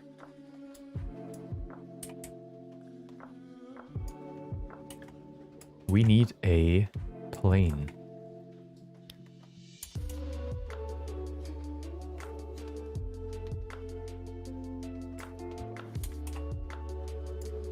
Okay, so now the plane is right above the light. We grab the plane. Please let me grab the plane. Why does it not let me grab the plane? Hello? Okay, is the plane still above? No, it's not. Is it? No, it's not. Weird. Let's pull it a little bit lower so we can make sure that it's not. There you go. Okay. Now what I want to do is... Oh, dude, it's still not working. Okay.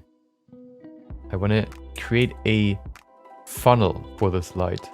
I don't know if it's really going to work in EEVEE, but we'll see.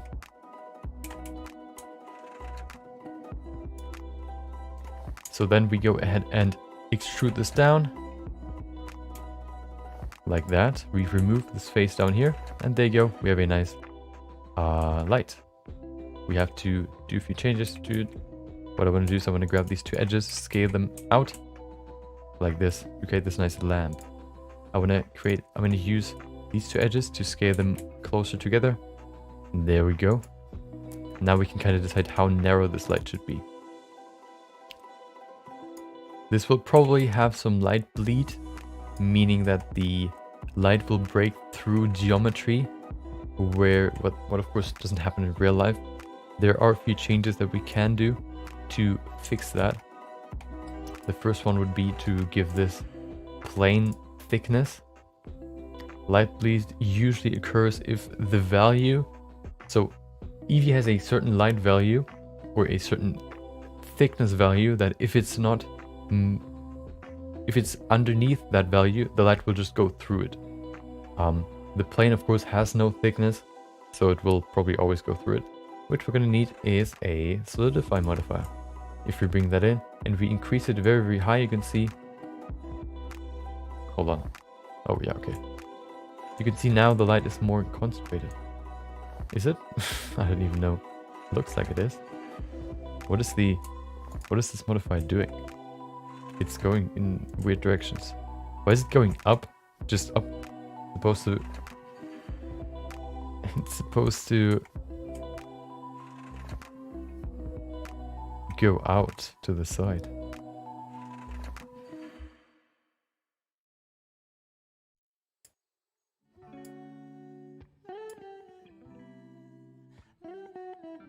That's weird.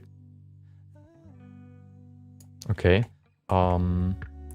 Let's see, can we fix this somehow? What about recalculate inside outside? Flip. Well, that doesn't work. Well, does it? I think it does. This works. No, it doesn't. Wow. That's weird. We could also do it manually, but that would be annoying, because if you want to adjust it, that would be kind of a headache to do.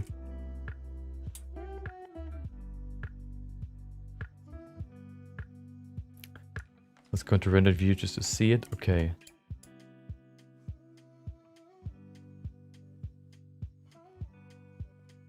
Let's see. How can we? I'm just gonna make it wider by using the normals. The normals are weird. Why are the normals weird?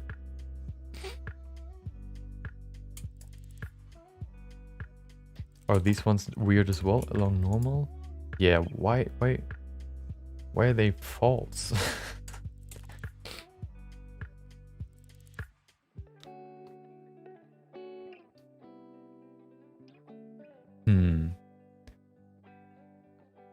On this one, what about this one? This one works. That's weird.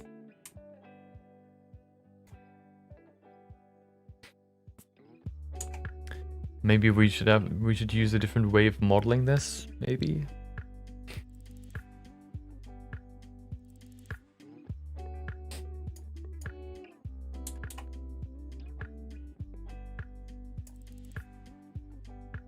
Let's see, we have to fix it somehow. There has to be a way.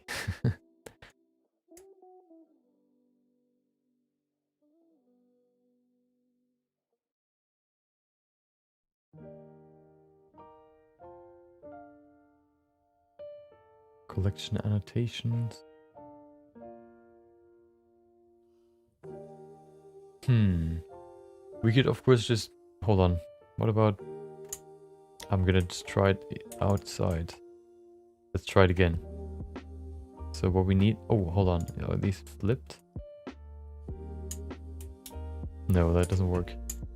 Okay, let's try to create it again. Let's just use a cube. We remove this face down here, and then we use a solidify modifier, which was shit.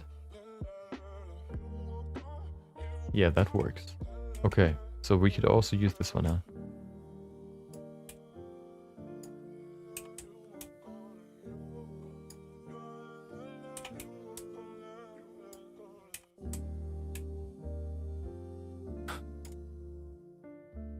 Trying to create a funnel. There you go. Make it slimmer. Or not as long. Apply the scale so that it has even thickness. Perfect. Okay, so it is still too... Okay, hold on. We can change the thickness. Set it back to 0. Okay.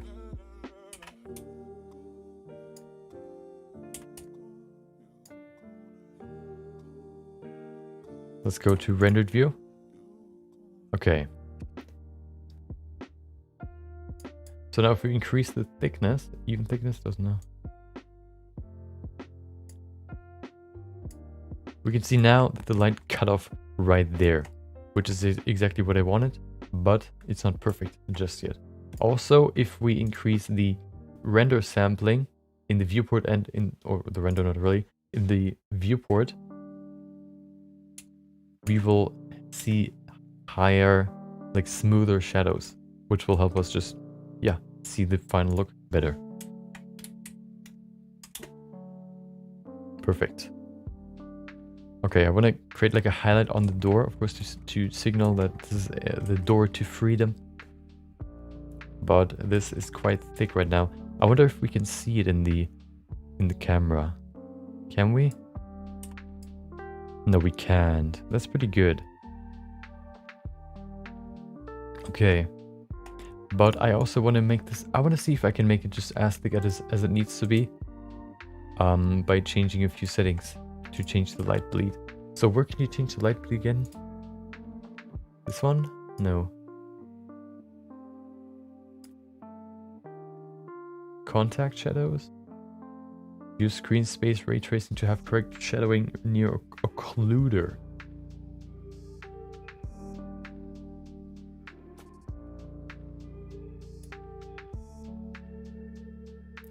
Shadow map clip start below which object will not generate shadows. Ah. There you go. Aha, that's the clip start. The clip start will define how thick something has to be to create shadows. So now we can make this as thick as we need it to be. Like that. Perfect. Let's place the light now in the scene. Very close to the door, of course. We actually have to change the door a little bit, because right now the door just goes all the way up to the ceiling. That's not really how a door looks. We have to create a door frame. So we're gonna bring in another cut right there. Wait, where's the cut? There it is.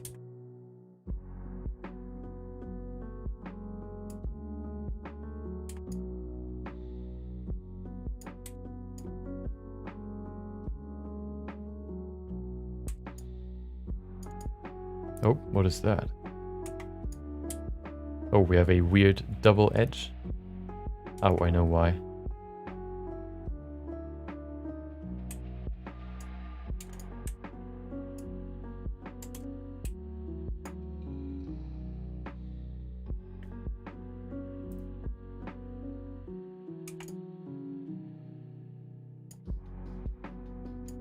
There you go.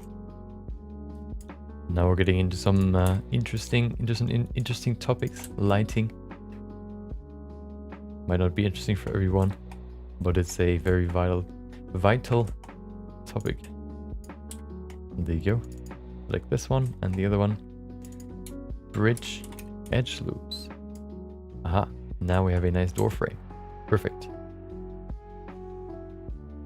Yeah, that looks pretty good, I think. I like it. Okay, but let's bring in a few more. Like, I want to keep this like back here. It should be pretty dark. I'm gonna remove all the world lighting so that it can be pure black, like that. And then I'm gonna bring in light that actually, yeah, brings light into the scene. Right now there's nothing, of course, except for this light right there. Look at that. So what we need is a few more lights scattered all over these pipes, I guess. So we could probably just grab the one that is above the door. Although, no, I'm gonna make a small, maybe like a box, a fuse box somewhere over here that then emits light as well, to keep it very, very dim, but also have something in the scene that just emits light. So yeah, let's make a fuse box real quick. Good, that's gonna be a module, which will just be a cube. Where's my cube? There it is.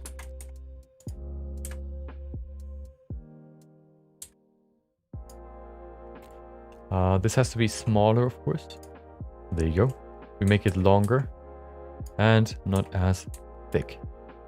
That's the fuse box. The very, very basic fuse box, of course. Well, that's all we need for the beginning.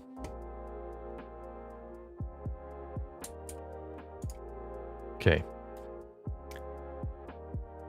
Oh, we could actually make like a rotating light above the fuse box. That would be pretty cool. Okay, so what we need for that would be a cylinder. Let's use a cylinder for that. There you go. Make it smaller. Move it up here. This, of course, is a small light, so it has to be pretty small compared to the fuse box. On top of the fuse box, set it on top, maybe to the side to make it asymmetrical. There you go. So now what I'm going to do is I'm going to actually bevel this upper part. Does that work? Oh, it does. Perfect. I'm going to move it higher though. Actually, I don't need to. I can actually do that without using the bevel modifier. Let's do that then. We create a vertex group, assign, call it bevel, so we don't work destructively. Non-destructively is what we like to work with. We then use the bevel modifier and use the vertex group limit method. Vertex group bevel, there you go. Then we can set the amount.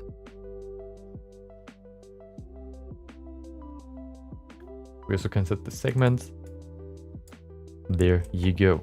We move this face a little bit higher. Okay, perfect. Now what we need is a small little like window over here.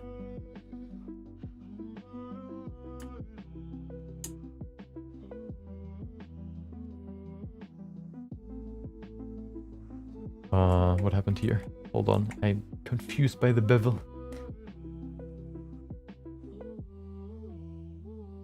Which one was the best one? I don't know. Offset maybe? No, that was the one I have. Width? No, depth, right? Maybe depth could work. But then, why are those selected as well? Ah.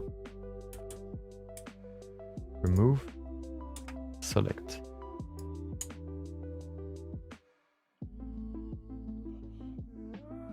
Then set it to offset.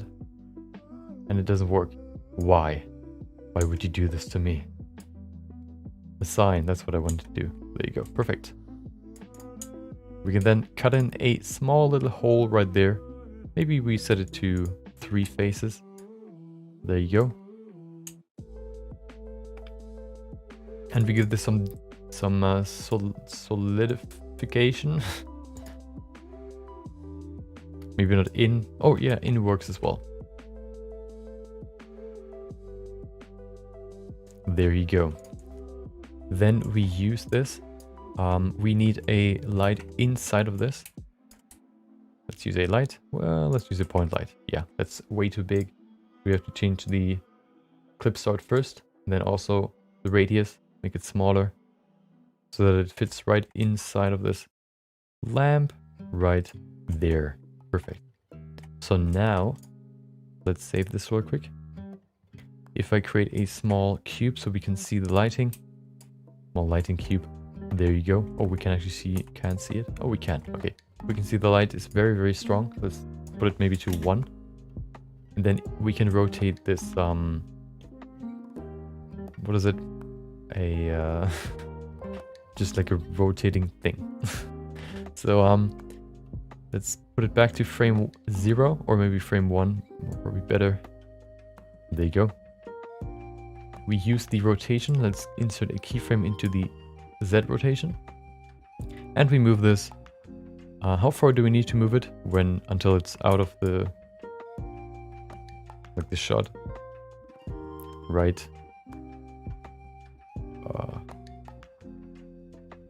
There. Let's do it right there.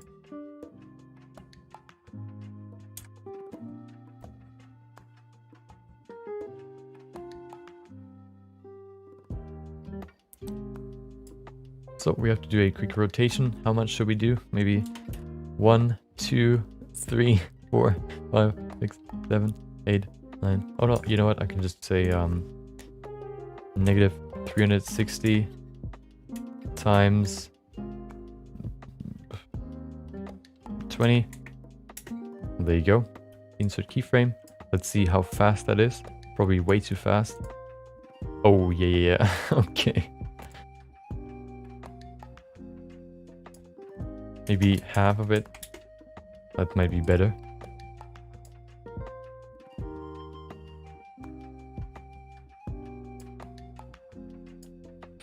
Let's see. Yeah, I think it's still too fast. Just a little bit too fast.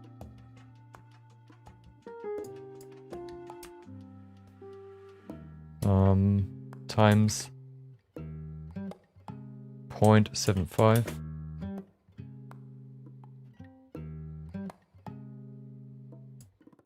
I think that's pretty good. Yeah, let's see the lighting.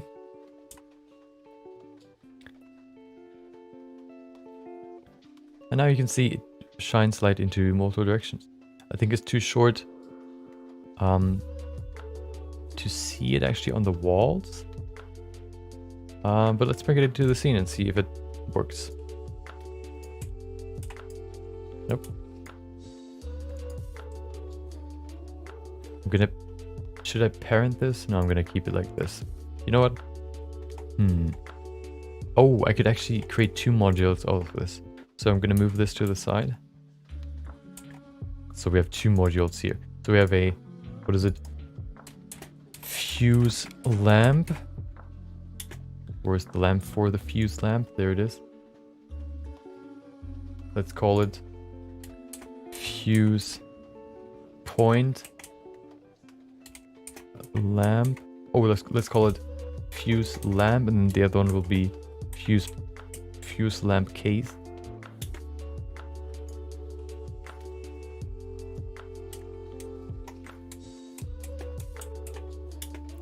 Okay, we then have the fuse box.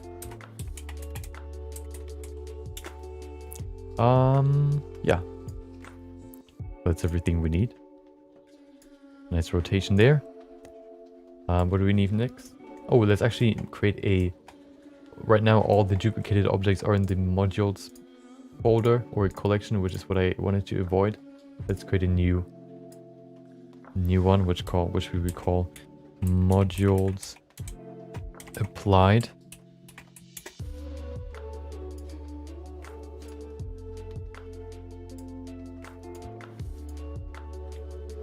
We select everything in the scene that is like duplicated from a module.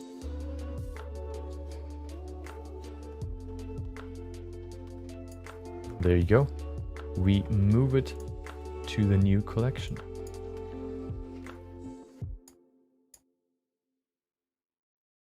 Perfect. That's what I like.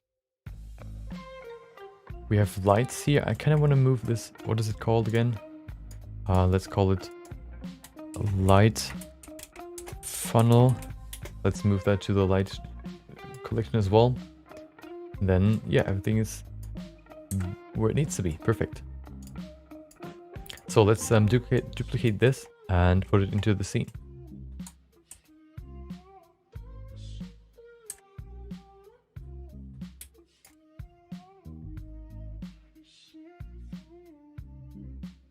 Where should I place this? Probably here. Let's see if that works. Right on the wall, right there. We then have the light right there. We're going to move it over here as well, onto the fuse box.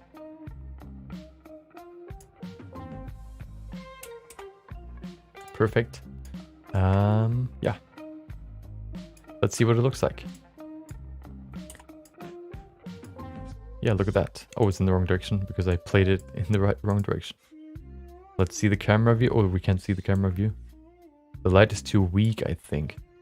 Right now, the light doesn't illuminate anything in the scene. So we have to increase the light's strength. So I wonder if you can link duplicate lights as well. Which would mean that if I go to the light that is in this case right here, increase this power maybe to 10. Oh, we get some light now. We need even more, 100. Oh, okay. That's probably too much. What about 20? Very, very dim light. Maybe 15? 50 might be good.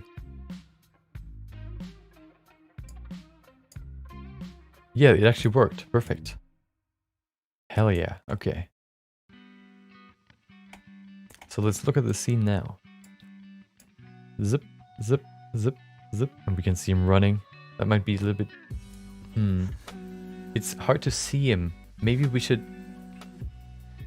There could be like maybe like a solid light somewhere as well. Maybe over this pipe. Just to illuminate him while he's running towards the wall. I mean towards the doors. Otherwise we can't really see him. So I'm going to grab the light again. And duplicate it over here. Let's see, where could it make sense? Over here maybe?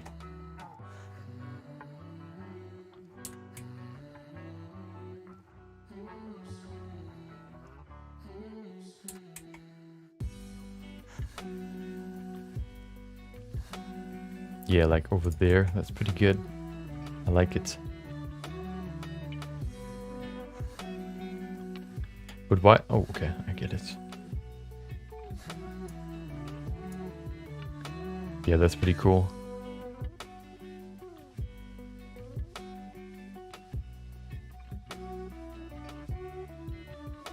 Gonna run towards the end. We should probably bring in one more light, maybe. maybe in the center here somewhere. Right there. I think they're too strong though. These ones should be a little bit weaker. So I'm gonna decrease their strength maybe to 10 or maybe even to 3. This one as well. Because the light at the door should be the strongest.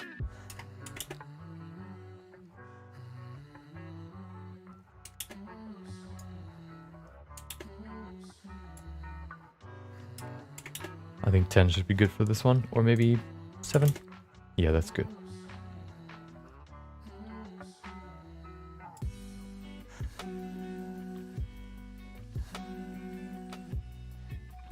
You know what, I'm gonna make it a little bit stronger, maybe 10. 10 should work. The other one is almost out. Let's set it to 10 as well. Yeah, that's good. That's good. I mean, we could try to use volume and no, what is it? Baking the light. The problem will then be that there's not gonna be any you know, I wonder how that works. I want to see what happens if I bake the light with him out of the scene at the beginning. Like the light here should also not be affected, or should not be part of the baking process. We kind of have to remove this one. So what we could do is we could just set this to 0 and keep 15 in mind. 15 was the value that is set in there. So now, if you want to bake the light, we use a irradiance volume map. I mean cube. This cube basically creates these small little dots, and these dots kind of check their environment and see where the light is coming from and what intensity the light would have at their location. And then they will inherit or copy that intensity and basically work as their own lights. That's how these things work. So this way you can bake light.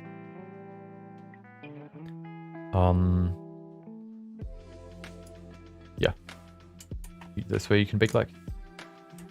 You can kind of, you know, this way you define the room where it's supposed to calculate the light, and you can create the what is it? Yeah, bounce light. That's what it's called. Let's create another collection for these sorts of cubes. Let's call them light bake. There you go. Put that in there. Irradiance volume. Perfect. We need, so the more dots we have, of course, the higher the resolution is of this light bake. So if we increase the resolution, especially in the length, because right now we have just 4 filling the whole length. Increasing this maybe to, I don't know, the longer the more we have, of course, the longer it's going to take. Maybe let's set it to 25. We then also have the resolution for the X and Y values. I think we need more for the Y values, just a little bit more. And then Z looks already pretty good. Let's put it to 5. Yeah. Okay, so now we have to bake the light. Which means we go to the render settings and we have this small little drop down menu here, which will be called indirect lighting. That's what it's called, indirect lighting. We go to bake in indirect light, and before we do that though, we can set the cube map size, basically the size or the resolution of the shadows. Let's set it to 256. Okay, let's save. I don't want it to crash. And yeah, let's bake the indirect lighting. Let's see how long it's gonna take. Oh, you can see it's already lighting up more. That's what indirect lighting is. I'm gonna go back to sitting. So I'm gonna mute myself for a second and then hopefully it's done baking.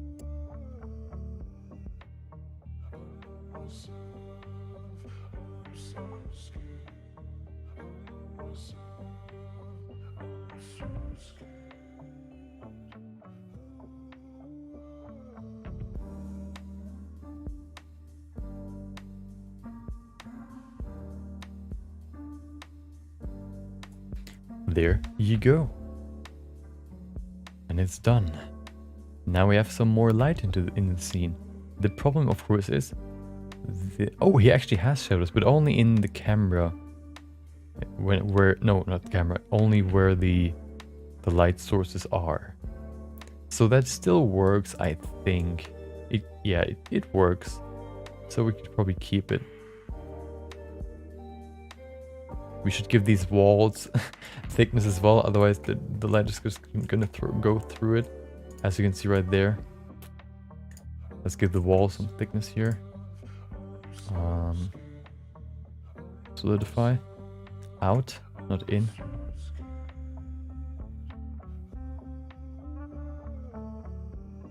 Okay, why does it not work? Why do you go through? Oh, because this cube is going through, which means we have to change the baking a little bit, the bake cube. What we have to do is we have to scale it down a little bit on the x-axis so it doesn't go through the wall.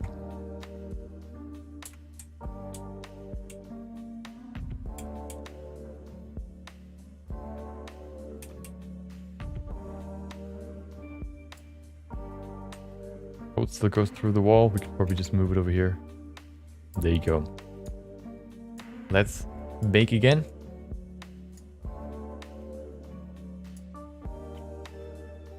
Delete lighting cache, the baking basically. Let's bake another lighting cake. Shouldn't take too long. There you go. Yeah, it's quite fast. And then we have the basics already there. We have the basic pacing of the shot. We have the movement, the very, very basic movement of Roberto. We have the very, very basic movement of the camera. We have the environment. We have the lighting. Yeah, and when we have the basic props. So let's see. Yeah, yes, now it's good. Now it's good. We can see nice lighting in the background. He runs through all the way back to the end, and then in the next shot, there's no light except for when he breaks through the door. We can see some light breaking through. Perfect. Perfect. Nice. So now the lighting now we need to do the lighting for the big room. But that's what we're going to do in the next episode of not Dragon Ball Z, but animating Roberto, or making a small animation in EEVEE. I think we've managed to finish quite a lot. I didn't really know how far we would get in the first episode, but I think the basic blocking out is quite fast. Then going into more detail, of course, takes longer, and then you can kind of decide how much more you want to go into detail, and this way you can kind of gauge how long it's going to take in the end. But yeah, that's today's progress. Tomorrow we will go into we're going to go into how I learned from probably last year to this year. How you can apply my, I guess, way of learning. We're going to maybe look back at, oh yeah, we wanted to compare the two benchmark projects that we've done so far, or that I have done so far. I've done one last year and I've done one this year. So we're going to compare the two to see the difference and to see where I improved, what I can still improve, to kind of demonstrate how my thinking is when it comes to improving, and how, yeah, maybe you can apply it as well. Maybe somebody doesn't really know how he should approach learning Blender, especially in the beginning, because there's so much to learn. We can also talk about that a little bit more. And then this will probably not take the whole time, so we have some more time to go into this animation again. So that's what we're going to do tomorrow, probably tomorrow as well. So hope you enjoyed.